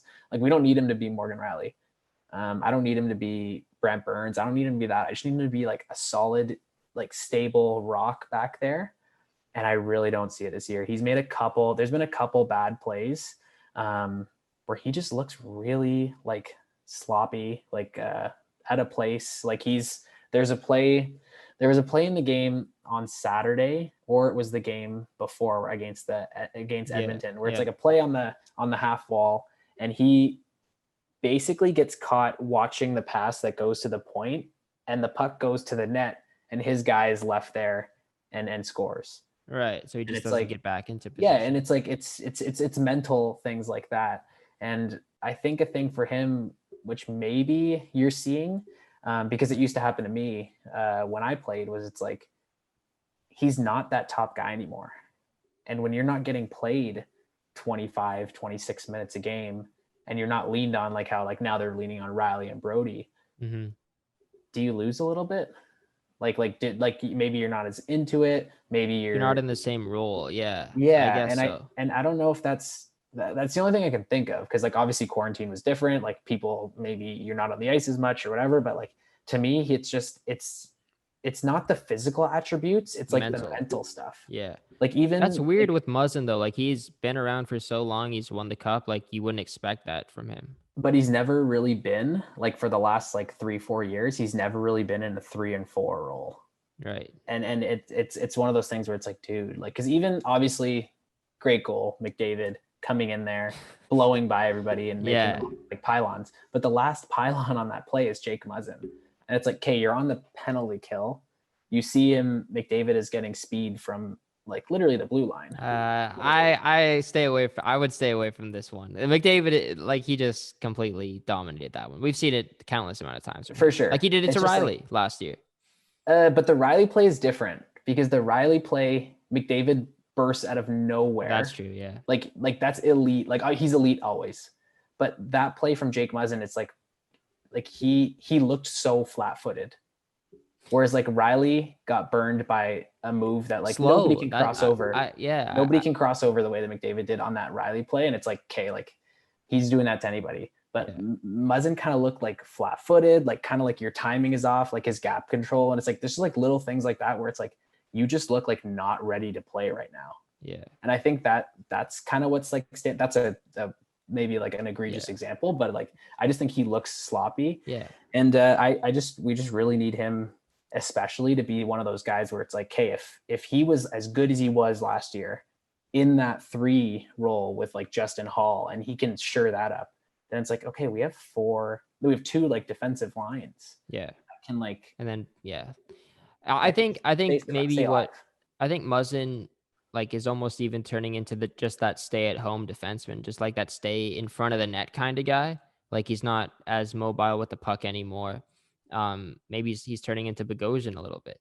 And I would be okay with that. I want him to do that, but I want to see less of those ones where it's like I'm sitting there looking at my TV and I'm like, what were you doing?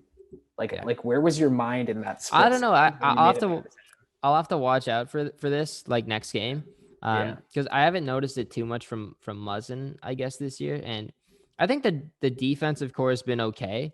We saw early in the year, like Bogosian would take some dumb penalties. So I didn't like that, but it looks like he's kind of cleaned that up a little bit.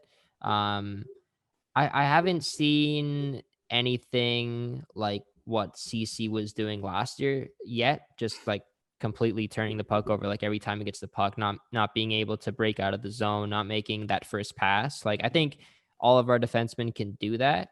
And I especially like how we have 2 good defensive pairs on the penalty kill this year. Because last year we had CC on it. Riley was playing bigger minutes on it, and now he's on that second pair now. So like, Bogosian, Muzzin, and Justin Hall has been the guy that's impressed me the most. Like, for sure. He was arguably the 6th defenseman for all of last year, and then this year it's like, okay, he's going to play on the second pair with Muzzin, and he looks good. I think for like the first 5 games, I think he was averaging point a game too. And even if he doesn't keep that up at all, like just be strong defensively. For sure. Like that's all we can ask for. Yeah, he played a great game. The first game against Edmonton, he was unreal. Like that first game was like against Edmonton was almost like a defensive game. Like everyone thinks that the game at Leafs Edmonton is going to be like how it was on Saturday. Mm-hmm. But that first game was very defensive, and I thought he did a great job, especially on McDavid, which like nobody can obviously do a great job that often on him. I think he's been excellent, and definitely somebody that like the Leafs are proving that they can count on in a lot of different situations. Whereas like you said, like he was probably like a number 6 in and out of the lineup guy last year, but and I guess just going back to like your whole playoff talk now, like if the Leafs can actually like win a round in the playoffs, and like I'm kind of at the same part, I guess, where you are, like, and I've been making a lot of comparisons. Like I said this a few podcasts ago, like there's not really a guy on the Leafs team that intimidates me like the way Josh Donaldson did in the 2015 Blue Jays team. Like I'm waiting for Mitch Marner to really just step up. And he's like 3rd in points right now, but I don't think he's that playoff gamer yet. Like he's still a young guy. Don't get me wrong. Donaldson was like 28, 29 when that MVP season happened. But I'm just waiting for like either Matthews, Marner, Tavares, and Nylander to really take a stranglehold of this team and just like step it up to another level and take over the game. Like, and I even said this, I think last podcast, like, is Auston Matthews on the same level as like a 2009 Crosby or like a 2010 to Taves? Like, do you think he's on that level? Now, no. And I think the biggest difference is that he hasn't done it yet. I think he absolutely can be. Okay. Auston Matthews, like, because when you're saying like, do I think Marner can be that guy? No. And the biggest reasons are because he's a winger. Yeah. Yeah, it's not the same. It's tough to be as dominant on there unless you're Ovechkin. And Marner needs somebody else. So like it's hard to be like, oh my god, like Marner. Like obviously he's had flashes of brilliance where he does crazy stuff, puts a pass on someone's tape, and it's a backdoor goal. But he's never going to be that guy where it's like, oh my god, Marner did everything and he's the reason why we're here. He needs somebody else to bury. So I think that like in the grand scheme of things, he'll never be that guy.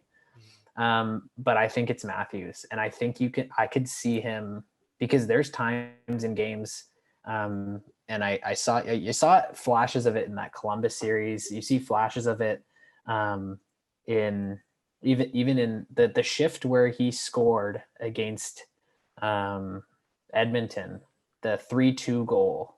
Yeah. If you watch that entire shift, he wanted it. Yeah, he's dominant. Yeah, he made great passes. The puck's on his stick. He's so big. He's so strong. He's able to just kind of control the play and control the entire cycle. Whereas like he seems to be the only one moving and everyone's just kind of going around him. And then he ends up getting a shot from like the dumbest angle and still sneaks it short side. Yeah. And it's like, I think that things like that, he could be that guy who he can't be that guy, because I don't know, at any moment he's gonna score. Yeah, I agree with that. I would just like to see it on more of a consistent basis, like every shift. You have to do that. And I don't know if you noticed this too, but like just some of those like, and I don't know what your take is. Like, I feel like the new generation of hockey, like, all about like the saucer passes and like those like backhand drop passes on the power play, stuff like that. And like the no look passes that Matthews does. I think he just does too much of that and it's too sloppy. Like I feel like he has to do, like he just has to be more cautious of that stuff, I guess, and do like more firm passes.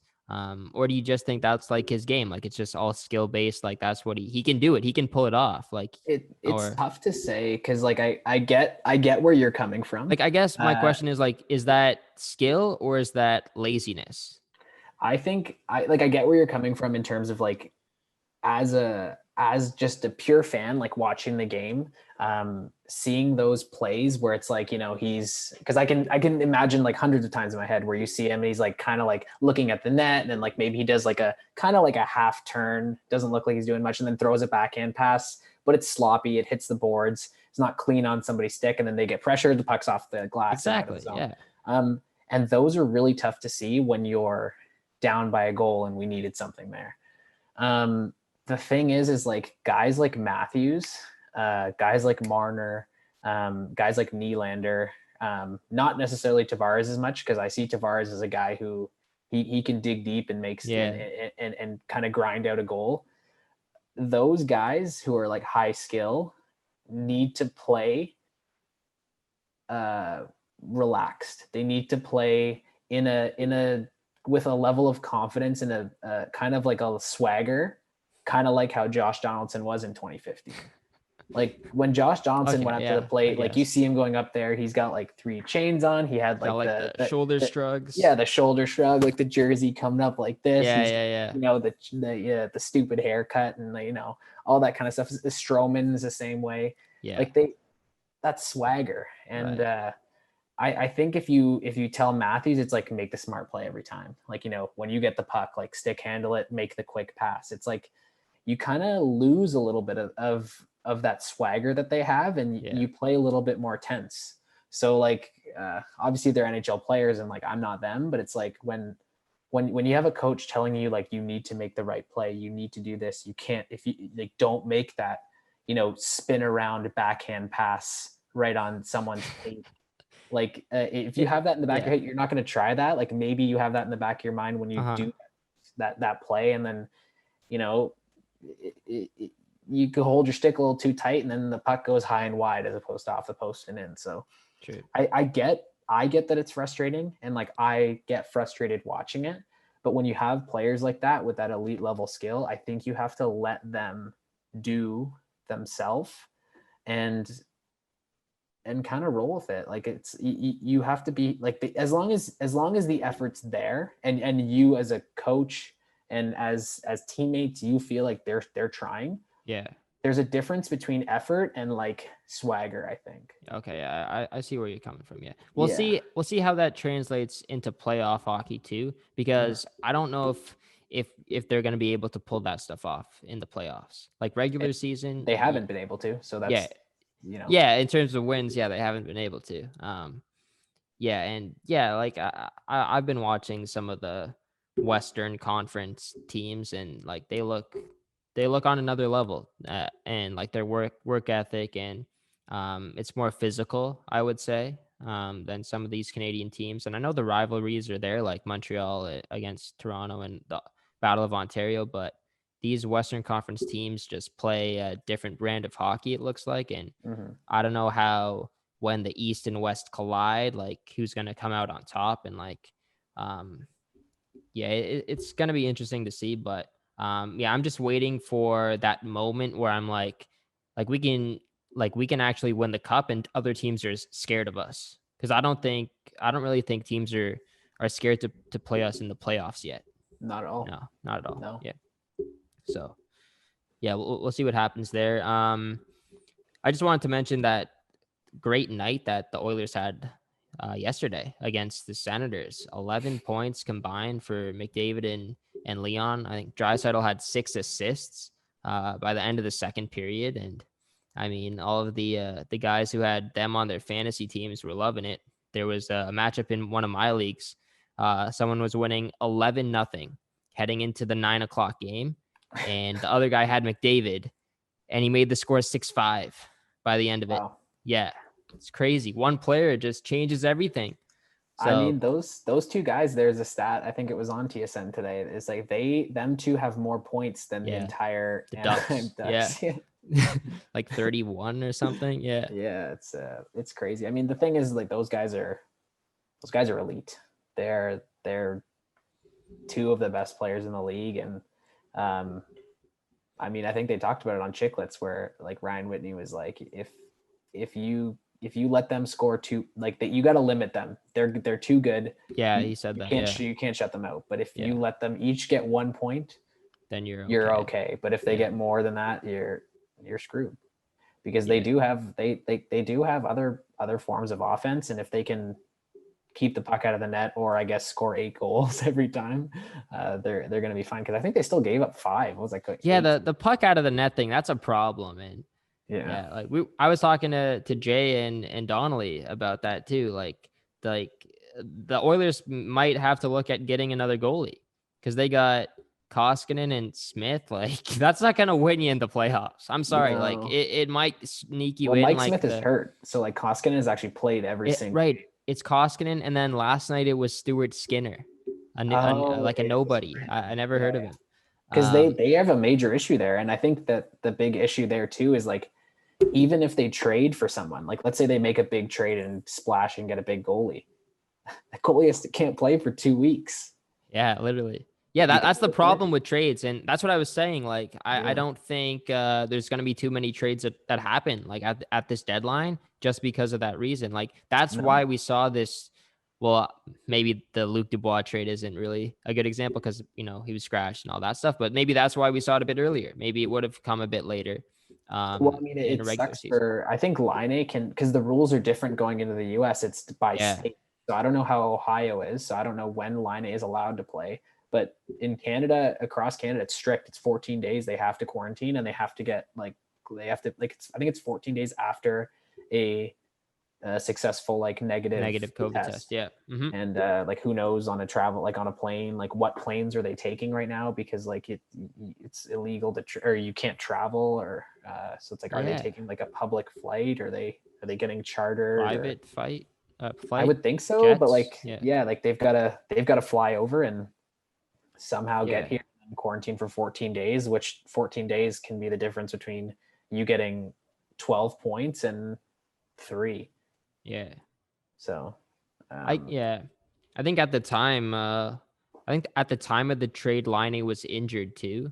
So maybe that kind of affected it. Like, okay, this guy's already going to be out for a couple of games. Like, maybe trade him right now. Yeah. It made sense for both teams. They swapped number 2 and 3. What are your thoughts on that trade? That's pretty big. I mean, my thoughts. Time is going to tell, and you're not really going to know. Let's talk about it in 3 years. But my first initial thoughts on the trade is that you traded a guy like Patrick Laine, who it kind of falls into what we were just talking about in terms of like one of those guys where it's like can do great things, but there's going to be some shifts where you see like, what was that in terms of like his effort? Like what did, like he kind of disappeared for 10 games, like didn't really do anything. But then, right when you're on the I hate Patrick Laine train and ready to burn his jersey, he scores 4 goals. And he's just one of those guys, which scoring in the NHL is the hardest thing to do. And you have somebody who could potentially score 50 goals any year. Yeah. So trading that for a guy like Pierre-Luc Dubois, who I think has shown flashes of being a great player, but he's also clearly a guy with some baggage and who has some issues. And I don't think trading Patrick Laine and something else, like I would have thought that there would have been Pierre-Luc Dubois and more stuff coming for Laine, especially in the situation where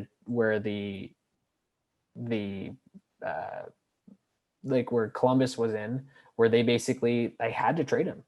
Every game that he was done. Like there was no way after that last shift and after he got benched, like there's no way he's coming back from that. Yeah. So you have a player who's gonna be sitting on the bench. Like, how do you get Patrick Laine, like one of the best players, one of the best goal scorers, potentially, who's gonna be like of our generation? Like, how do you just get that guy? And Jack Roslovic, who is not a nobody as well, and the Jackets, not just a throw in.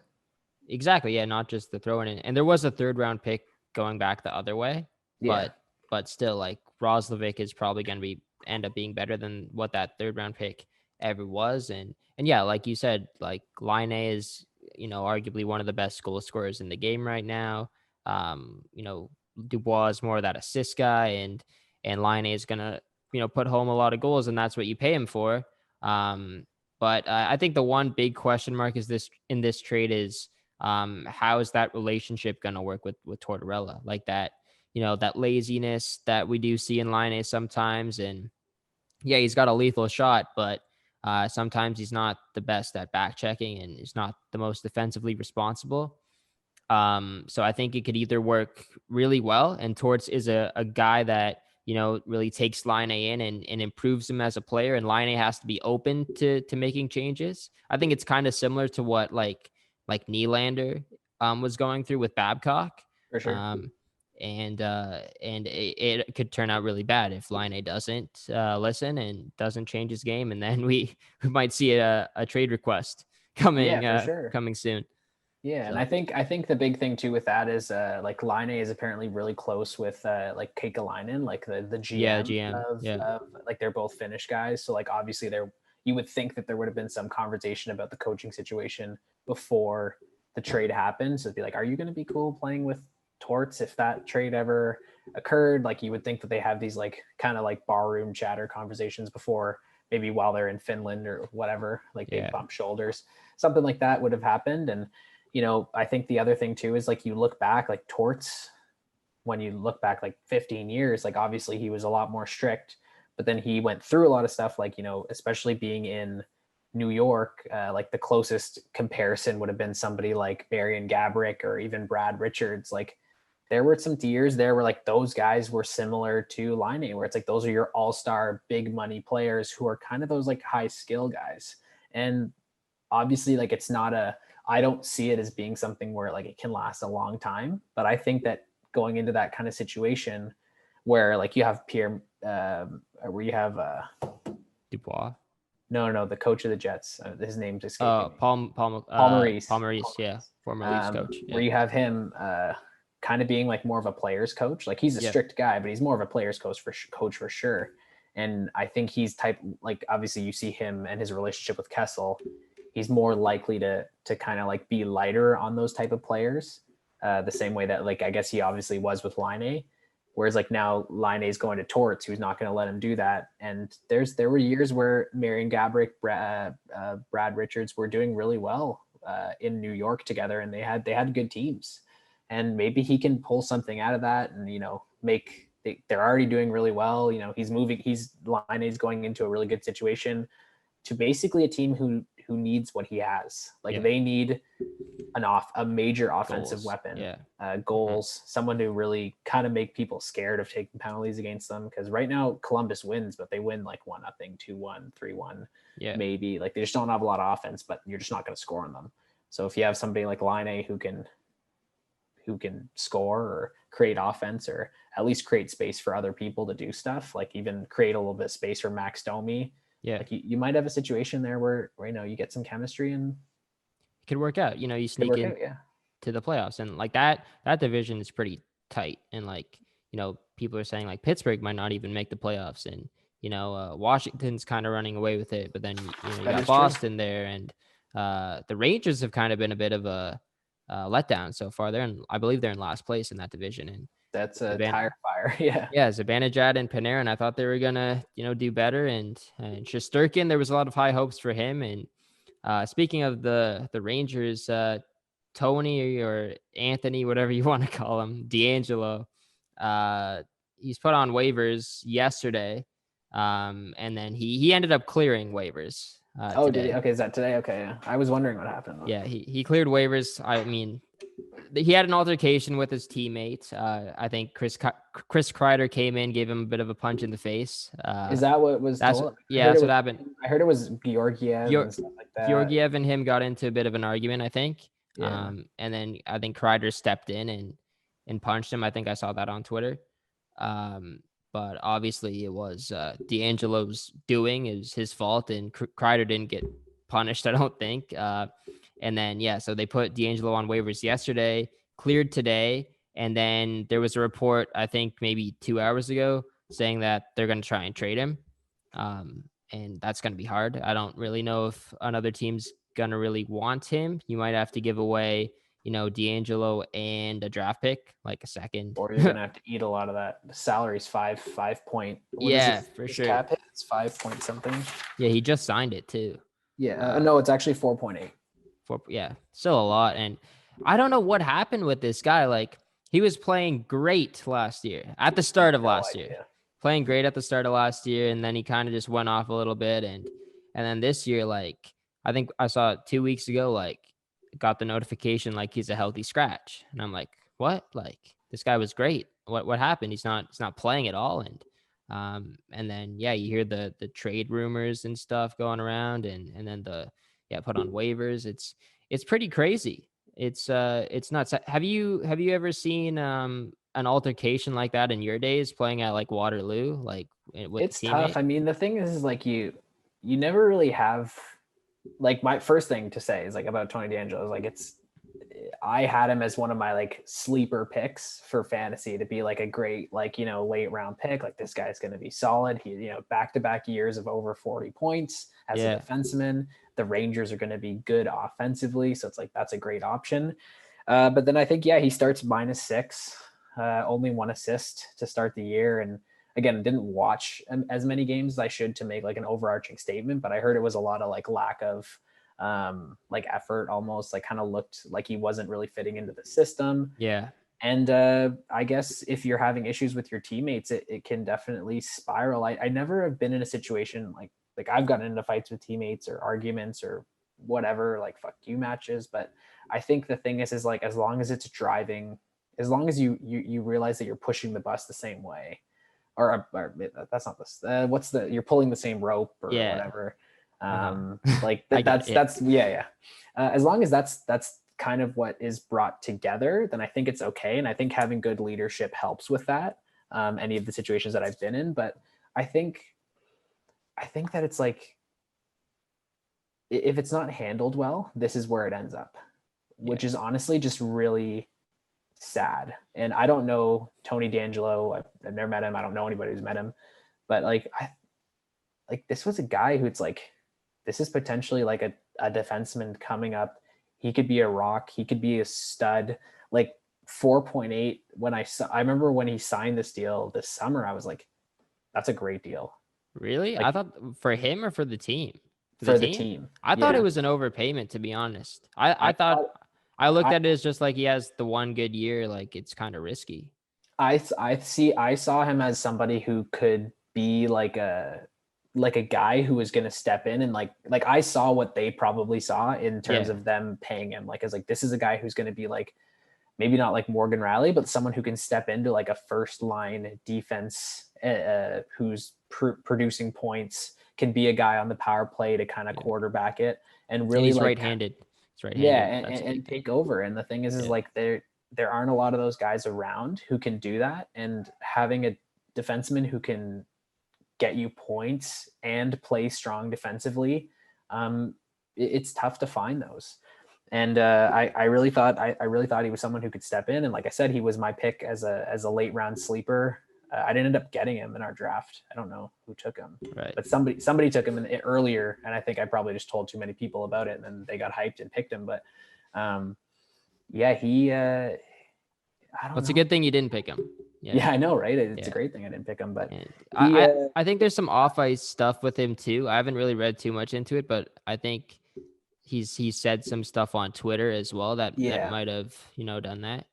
I think he basically this just hasn't had a good time with the team, and I think he had too many issues with specific teammates. I don't know if it's like an arrogance issue or if like he's just like maybe just a shit guy. Like I don't really know. But, I mean, the thing is like when you're playing on a team, there's always going to be like 25 or 30 guys, and like if you put 25 or 30 guys who like the same thing together, not everybody's going to be like not everybody's going to be friends. Right, for sure. You got to have some. Yeah, and I think there's going to be some conflict. Yeah, and exactly. And I think how that conflict is dealt with is the biggest thing, because like I've like some of the best teams that I've been on, I've been with guys I'm like, I fucking hate that guy. But like, if you're all working together and doing the same thing, like that's at the end of the day, that's all that matters. I feel like that's how you win too. Like you always have to have some adversity. It brings you closer sometimes, these arguments. But it could also end like this, and you get a player that's out the door and not wanting to be there anymore. So it's tough. It's very tough for DeAngelo, and I don't know if any team is going to accept the trade. Especially, I don't think it's going to happen right now, at least. Like, I don't think a team would be interested in this player at this moment. Maybe give him, like, maybe even a hot take is this guy doesn't play the rest of the year. I think he can maybe redevelop himself over the offseason a little bit, and maybe sign as a. Actually, I don't. How long is his contract? It just got signed. It was like 4 years. Like he signed it this summer. No, 2 years. Oh, 2 years. It was a bridge deal. Right. I wonder if the Rangers even just buy him out. That they could maybe do that. That would be a big situation. Because it's fresh. I honestly I think you can get something for him. I don't think you get anything for him, honestly. I think they have to give up more. Like I think they have to give DeAngelo. It's kind of like what the Leafs had to do with Patrick Marleau. Yeah. Yeah. I think you have to give up. Like DeAngelo is just the throw-in. Like you have to give up like a second-round pick in order for them to take him. I think it's like that. I don't think they're gonna get back like. They'd be lucky to get back a prospect. I think you could potentially get like a pick for him, like a third or fourth round pick, maybe even a second, depending on when and where you trade him to. Because I think as the season goes on, you have injuries. You have COVID, you never know. And it's like, okay, if you're a team that you feel like is contending and you can turn a third round pick, like a top pairing defenseman. Into a potential top pairing defenseman who can play on your power play. Yeah. Like it's even if you're a shit guy, it's like you can make that work, right? I guess so. Yeah. I think maybe from like a publicity standpoint, now isn't the time. Maybe a team's going to wait a little bit for it to dial down. Yeah. And because the fan base would probably be a little bit upset if they signed him, like, or traded for him. If you traded for him, yeah. Potentially. I mean, like, the thing is like, it's tough. I mean, like, the perceptions change. Yeah. Perceptions change. And, sometimes, a fan base can forget pretty quickly, even if you're a winner. All right, here we're going to touch on that. Yeah, it's a good transition. I was just going to say, like, George Springer. Like, yeah, cheater, I guess, trash can banging going on there with Houston for a couple of years, and the Jays signed him to a monster 6-year, $150 million contract. They also signed Marcus Semien as well. Yeah, Some people forget about that. Like, he's a good player, 33 a home great, runs in 2019. absolutely. So, George Springer is going to step in here, be our starting center fielder. He's going to he can play anywhere in the lineup, I would say, put him lead off or clean up, three spot, two spot. He's going to steal a lot of bases, going to, have a gold glove caliber defense in center. What are your thoughts on, I guess, maybe like what we just talked about, like the cheating side? Like, do you think the Jays fans are going to forgive this guy? Do I think the Jays fans are going to? Yes. And that's me just being jaded A Jays because I know fan? that well, like I get Jays fan, like Yeah. I heard ever since I was young, but like I know that like Toronto sports fans are typically kind of like bandwagony. Like people like I've talked to a lot of people about this, and maybe it's just like my friend group, but like a lot of people don't know who George Springer is. So I'm like, oh, people like, yeah, this guy, he's gonna be sick and blah blah. And I was like, yeah, but like, should I bring my trash can out to the first game? And they're like, why would you do that? I'm like, Yeah. oh, you don't know. And it's like I find Yeah. that like that, yeah, we'll forget about it because a lot of people don't know. And I'm pretty jaded because I'm a sports fan, but like a huge Jays fan. And like obviously in those years, like yeah, we were kind of in it, but like, it's just hard because it's like I looked at Altuve as like a little guy, like playing sports, and I'm like, that guy's like amazing. Like what a hero. Like those pictures of him beside Aaron Judge and be like, that little guy's the MVP. And it's like, dude, you were cheating the whole time. Yeah.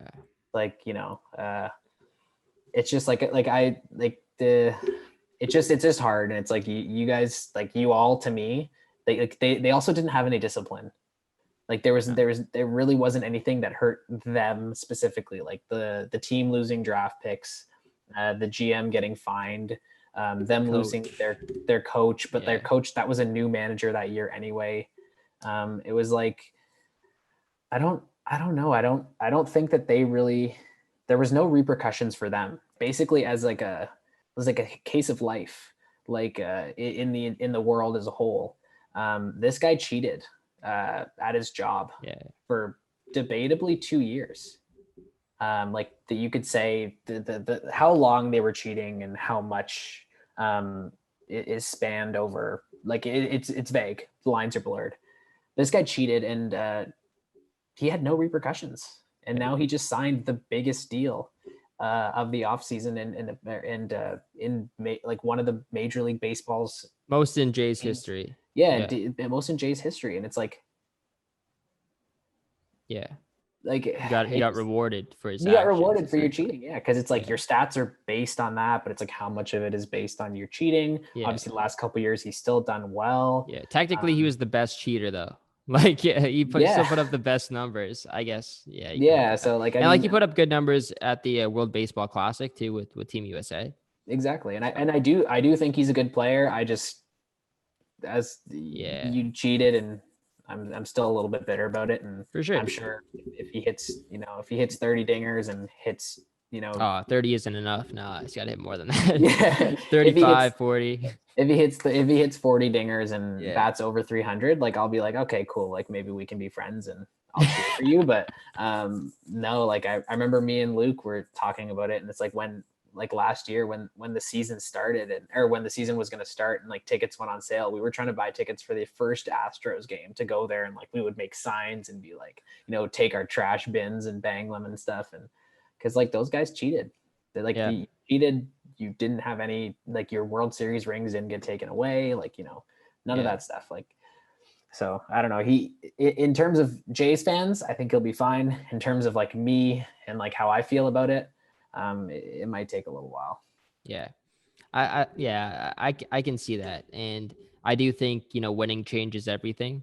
Whenever we get a player who's a bit controversial or we don't think can live up to expectations, if he proves us wrong, then, it changes things.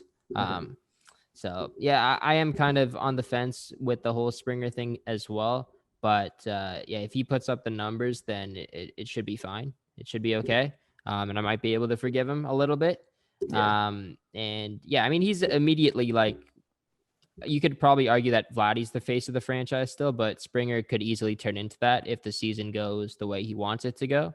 But I'm also excited to see Vladdy. Like we talked about it, he looks in great shape, and Bo and Biggio, Pearson's gonna be back here. So we got a lot of weapons. Who are you looking forward to, I guess, the most other than Springer? I mean, the most I would say when I was in the summer, I'm a huge middle infield guy, so I really want to see Bo. I want to see how he does. He had a great year last year.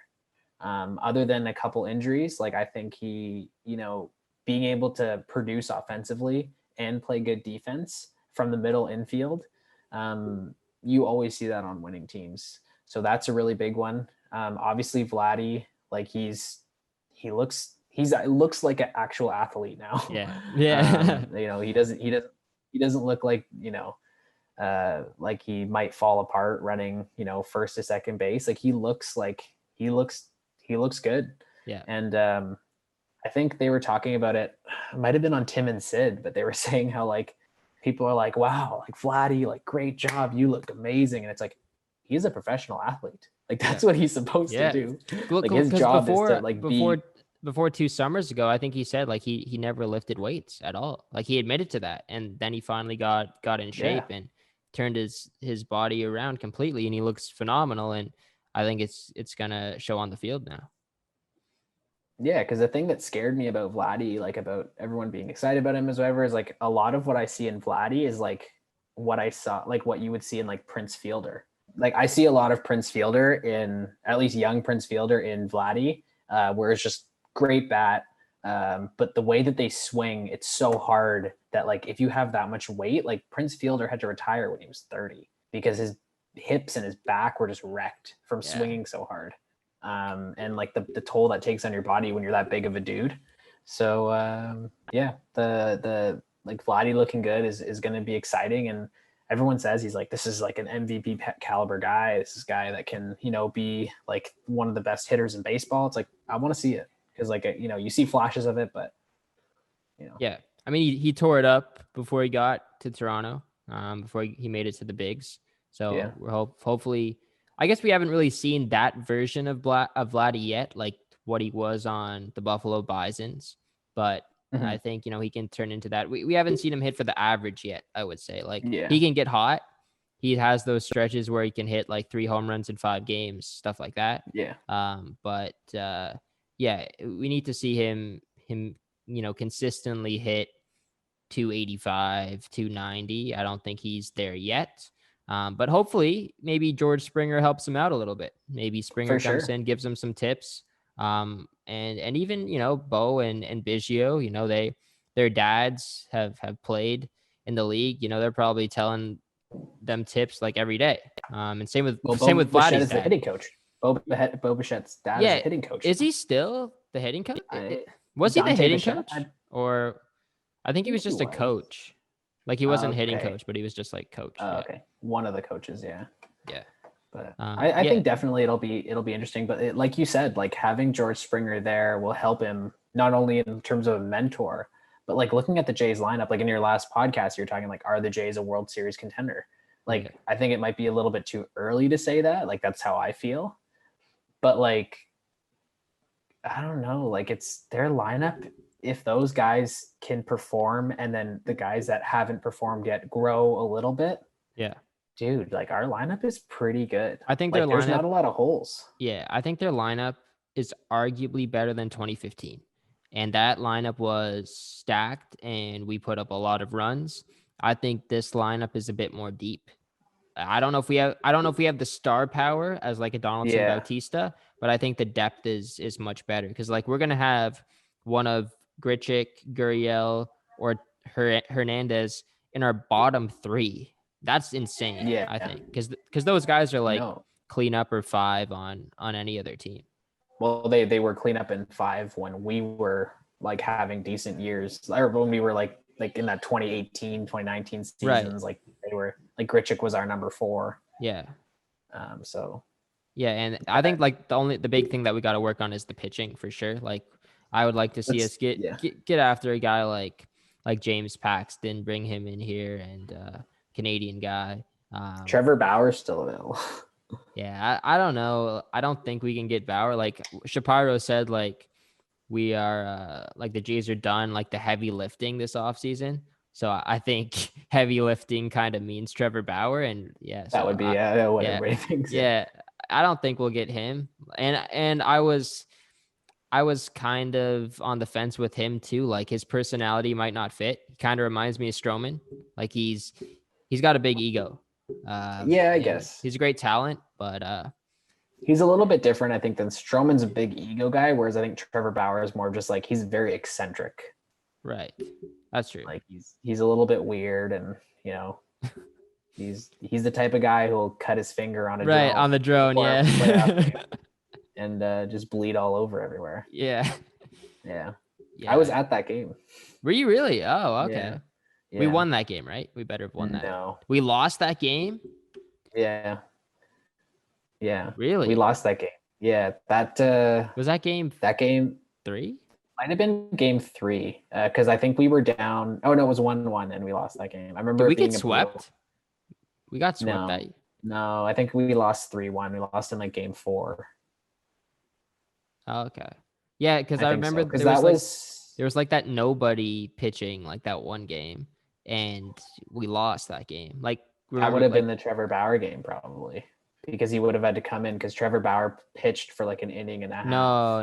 It was. I feel like we won the Trevor Bauer game. No, I was there. Okay, yeah, true. Yeah, because I know it was like the worst game I ever went to in my life. Because that year I was working for Rogers, and I bought like 7 or 8 Jays tickets for the playoffs, like just like packs of tickets. So I had tickets if the Jays made it to Game 7 of the World Series. You would have gone. I had tickets on like row 7. Jeez. I think I spent $900 a ticket, and I had tickets for all those games. Just like preemptively, you get your money back if they don't make it. But because I worked for Rogers, I was able to get tickets for a little bit cheaper and earlier than other people. So I was at the Eddie Encarnacion when he hits the dinger off Jimenez. The wild card game. I was at that game. But me and my brother went to that game, and you know how you can, I don't know if you know, in the playoffs, they sell tickets for the flight deck. Oh, okay. So like you can't just stand there if you're wherever.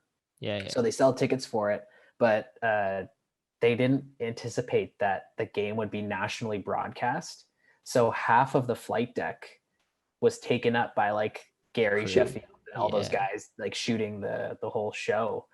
And they basically, the amount of space you could stand is like in half.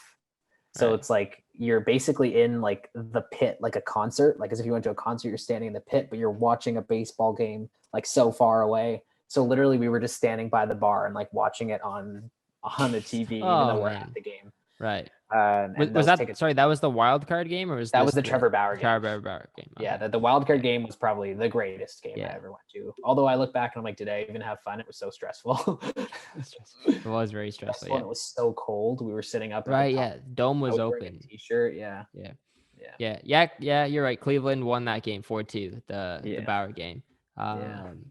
But yeah, that wasn't the game I was thinking of because they had a bunch of relief pitchers come in. I think it was the game after that. Because I remember Bautista made a comment saying like this guy is going to be like shaking in his boots. Let me see if I can see it. Yeah. We lost game 1, we lost game 2, we lost game 3, and then we won game 5, 5-1. Aaron Sanchez.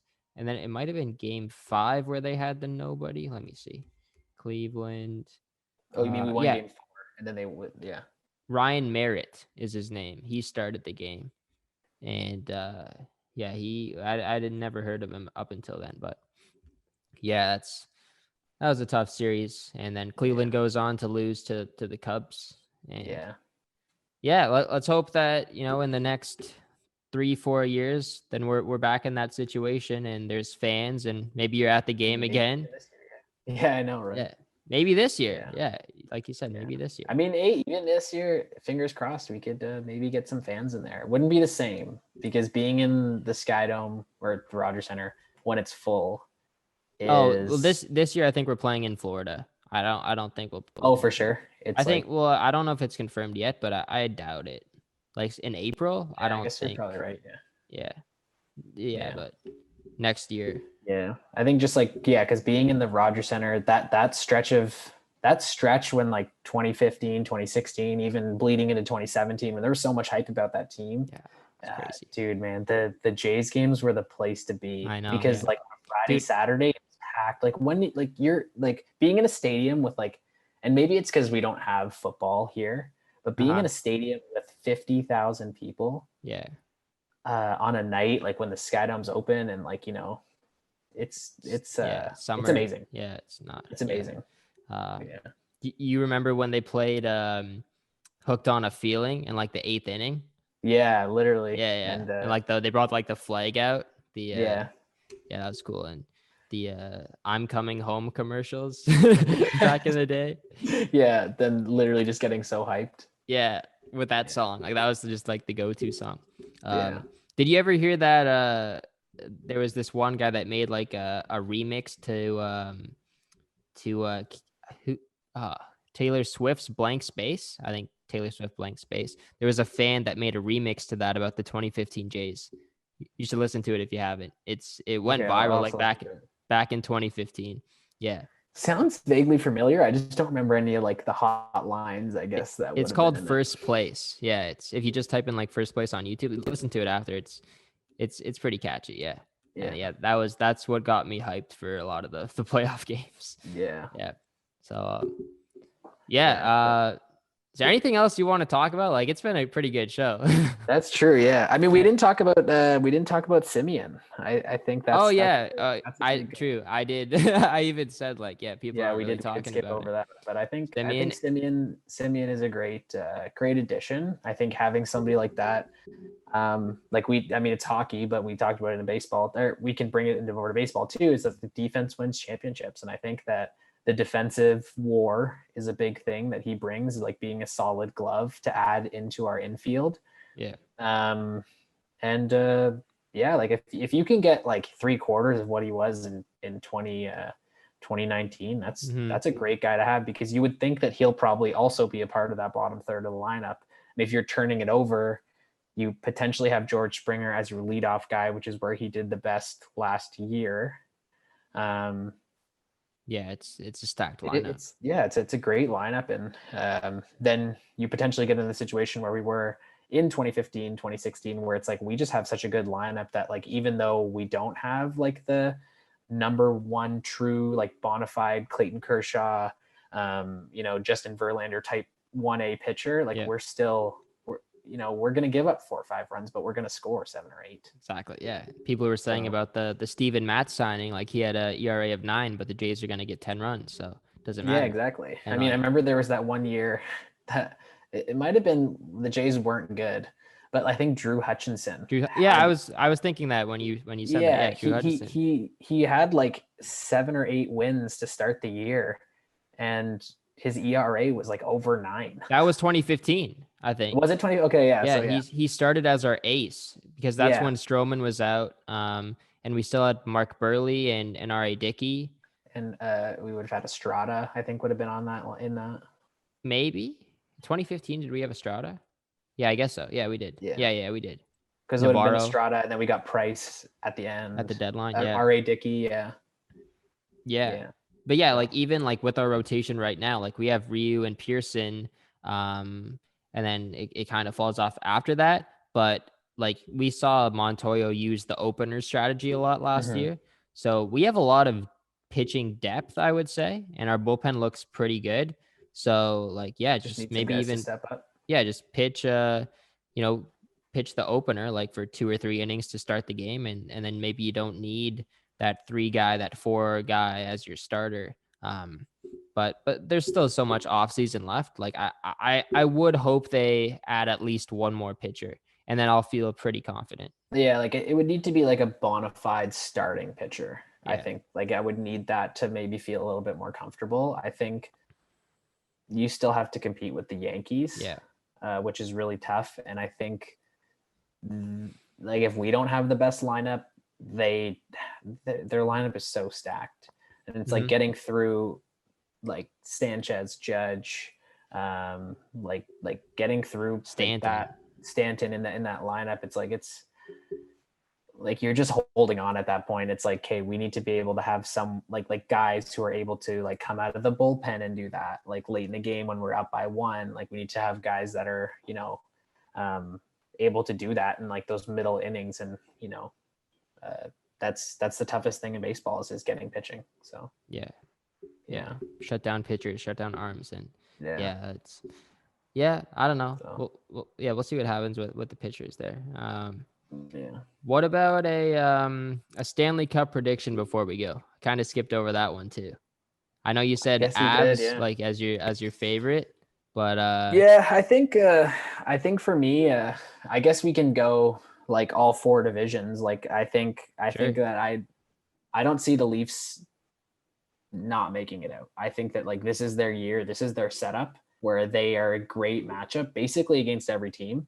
Obviously it's a little bit of Leaf fan in me, like wanting that, but like, I think that they make it out of our division. Okay. I agree with that. Yeah. If you look at the East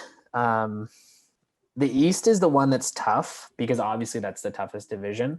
Yeah. Even deciding who's going to make the playoffs is going to be like a rough one, sure. But I think that Washington is going to be that team. I can see Ovi only getting better as the season goes on. I think he's probably happy he got suspended for the first couple games, so he didn't have to play them. Yeah. And I think that like they still have like their leading goal scorer is Nick Backstrom. And they have John Carlson, and Kuznetsov's been out right now, but he's going to come back. And, exactly. You have Wilson starting the year off with 4 goals, 4 assists. Like if he can score, a bunch of goals, that helps too. But their biggest competition is going to be Philly. I was going to say Philly. I think the one also thing with Washington is the question mark in net. Like Samsonov is still very young, and he's on IR right now. He has COVID. They also have that other guy, Vanacek, I believe is his name. Yeah, he's a little bit younger. Yeah, he's young too. He's played well so far, but who knows how he's going to do in the playoffs when it comes down to it. So I think that's the only question mark. With Philly, they have Carter Hart, who won them a few series last year. But the thing with Philly as well is like I don't think Philly has that stud anymore. Like at forward, like they have a bunch of like they have a deep lineup. And they have a bunch of like top 6 forwards, but they don't have that elite guy. And I think that could bite them. For sure. And I think that they have a lot of goal scoring by committee. Like, they've got their big numbers from their big guys. You have your Couturier, your Giroux, Van Riemsdyk. Those are big guys. But I think that they are kind of missing like what you're saying, like that, like they're missing that like Matthews, that Ovechkin, that like pure bona fide goal. Kind of game breaker, which is, And I mean, Alain Vigneault's a great coach. Yeah. And I think that he could make it happen. But I just think that my pick would be Washington. But Philly is a great option as well. So we got the Leafs. Then you have Washington coming out of division for me. For the West is, again, the Honda West is a tough one because you have a lot of good teams there. Colorado and Vegas I have as my top 2, which like that's not really hot takes. I guess the hot take would be St. Louis isn't one of them. But St. Louis is in first place right now, but they could fall off. Yeah, I just think Colorado, they're actually the best team in goals for, goals against. They're plus 12 to start off the year. They just have an elite offense. They're so good. They move the puck so well. There's that clip that was all over the internet of them on that power play with the guys at the top of the, like between the 2 circles, just moving. I think Cale Makar ends up burying it. Yeah, great shot. Yeah. That's a great one. So I could see Colorado coming out of that division. Vegas is good. I just think that Colorado's is better. Yeah. And then the last, what do we got there? The Central. The Central is interesting because right now the top of that division is Columbus. It's Florida right now. Florida Is hasn't it Florida? lost in regulation. Yeah, it's Florida Yeah. and then Tampa and then Columbus, and Okay. then So Carolina. yeah. So actually, my pick to come out of that division is none of those teams. It is Dallas. Interesting. Okay, that's a bit of Yeah. a hot take. Yeah, I think because Without Dallas, Jamie how many Benn games right have they? now and Yeah, how without many games Tyler have they even Seguin. played? They haven't like they were at the COVID issues, right? Yeah. Yeah, So like maybe like 3 or 4. yeah, so 6 games. yeah, so I could see Dallas. They're gonna have a tough schedule, which is gonna be the biggest issue. But I think that that team is built as a playoff team, and I think that you see it a lot when teams lose in the finals. Um, it lights a fire that like can't be replaced. Right. Okay. And I think that they learned a lot last year, and they still have they have a really good back end defensively. Yeah. And when as long as they can get into the playoffs, I think that they are going to be a tough team to beat.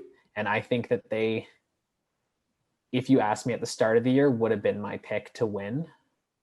But I think right now my Stanley Cup pick would probably be Colorado. Okay. Yeah. Yeah. Like it. Changing the guard in the West kind of.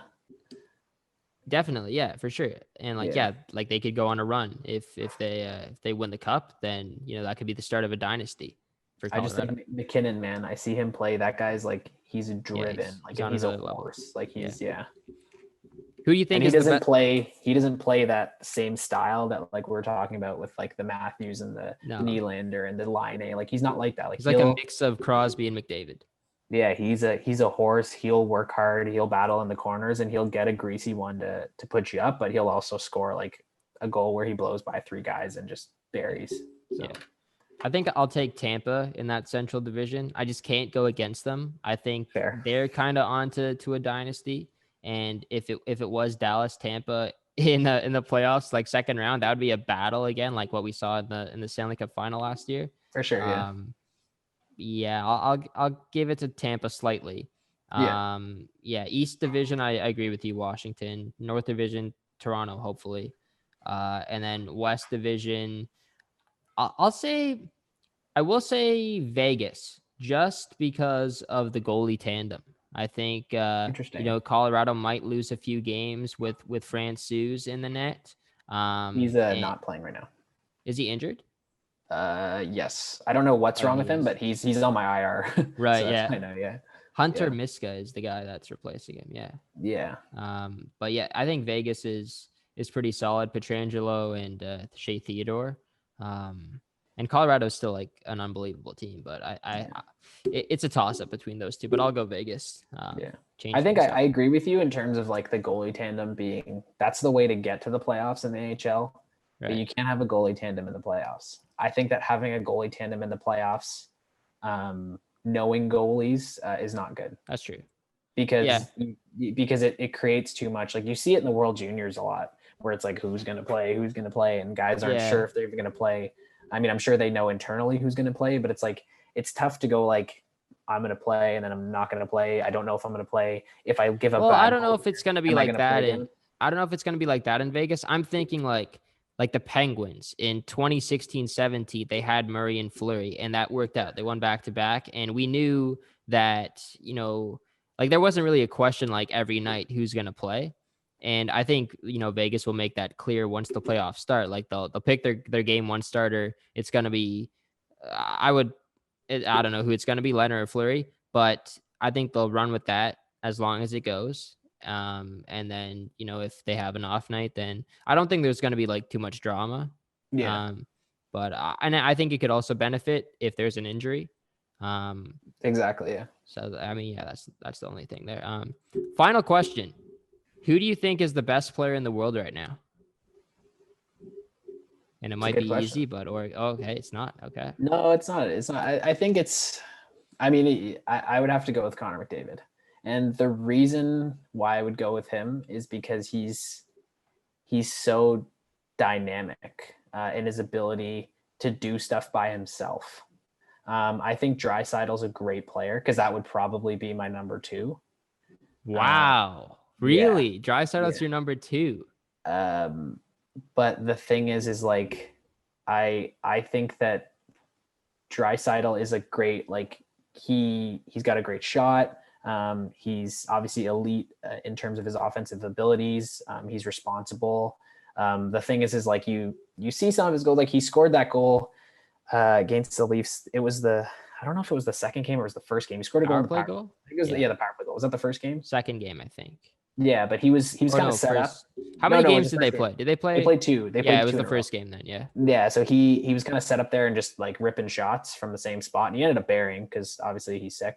But he like, I just, like, you see what McDavid can do when he has the puck and basically do it all himself and on a terrible team, and make these types of plays. And he's faster. He thinks better than everybody. He's everything that he does at that speed is what basically makes him above everybody else. And I think the thing too is, like, this in the NHL, speed kills. Yeah. It's all about speed. I thought for sure you were going to say McKinnon. McKinnon is you're picking between like Ferraris and Lamborghinis. Like, you're not like, there's not like, I don't think there's a wrong answer. But like, McKinnon, again, great. I just think McDavid is just a cut above. No, yeah. I thought you were gonna say McKinnon over Leon, but I think that Leon Draisaitl changed my mind when McDavid was injured last year, and he still was doing it. Right. Okay. Like, because Edmonton to me is just not a good team, and you're able to do it on a team like that where it's like they're not built well. Like, there's holes all over the lineup, and I think that it's like, if you're able to do that with that team, what would Draisaitl do if he was on Colorado? Fair enough. And like, maybe it's like an unfair comparison because it's like, it's not McKinnon's fault that Colorado is good, but I think it's like, when I'm thinking of like someone who is like the MVP or like the greatest, you get to see more from a guy has to do it. Yeah. So yeah. Because there were definitely times there in the playoffs, especially last year, like in the bubble playoffs, where I saw McKinnon, I'm like, fuck, this guy's so good. Like, he's so good. His ability to just like quickly stick handle, stop, start, create separation from defenders, make a play. Like, it's elite. And he's so strong. Like, you can tell he trains with Crosby because they probably just do battle drills in the corner, like, all summer in Cole Harbor. Yeah. Him, Marchand, and Crosby all train together. So it's like, they probably just do it to each other all day. And it's like, you can see how he's so good because he looks like how Crosby looked when Crosby was like younger. Yeah. So I think they play a really similar style. Yeah, McKinnon could end up being a better player than Crosby. I think he has more speed than Crosby had when he definitely when he was does. Younger. But it's just the cups though. Like, if McKinnon's got to win the cups to be on the same level as for sure. And Crosby. I think like McKinnon is definitely good. He's probably got more speed. He's probably got more overall skill. But I think when you look at Crosby, it's like that. Like, he gets it done. Yeah. He's like he thinks the game better. He was able to. He's got those big moments and that big game pedigree that, like, now when you look back, if Crosby just said, I don't really want to play hockey anymore, you look back on his career and he's got so many, like, the cups, the leadership, the golden goal. Yeah. Like, he gets it done. Yeah. The winner. Just wins on all stages. World Junior Championships. That was one of the best teams there. So we'll see what happens, I guess. Yeah, like, comparing McKinnon and Crosby goes back to, our Super Bowl talk with Brady and Mahomes. So Super Bowl Sunday. It's gonna be big. Talked about a lot. I think that's gonna do it for the show. Highly anticipated show, that's for sure, and it lived up to the hype. It lived up to the hype. It was a great conversation. So, Matt, thank you very much for coming on. It's my pleasure. It's a great to be on, great to chat, and let's see how the Super Bowl goes. Let's see if our predictions are right, and see if that cornerback on the Chiefs can come up with a big play. On the Bucks can come up with a big play. Yeah. So, that's it for the show. Make sure you guys subscribe, like the video. Show Matt some love. I'll put his Instagram in the description below. Follow Out Unlimited Pod on Instagram as well. And yeah, Super Bowl Sunday. It's going to be a good one. See you guys later. Take care. Peace.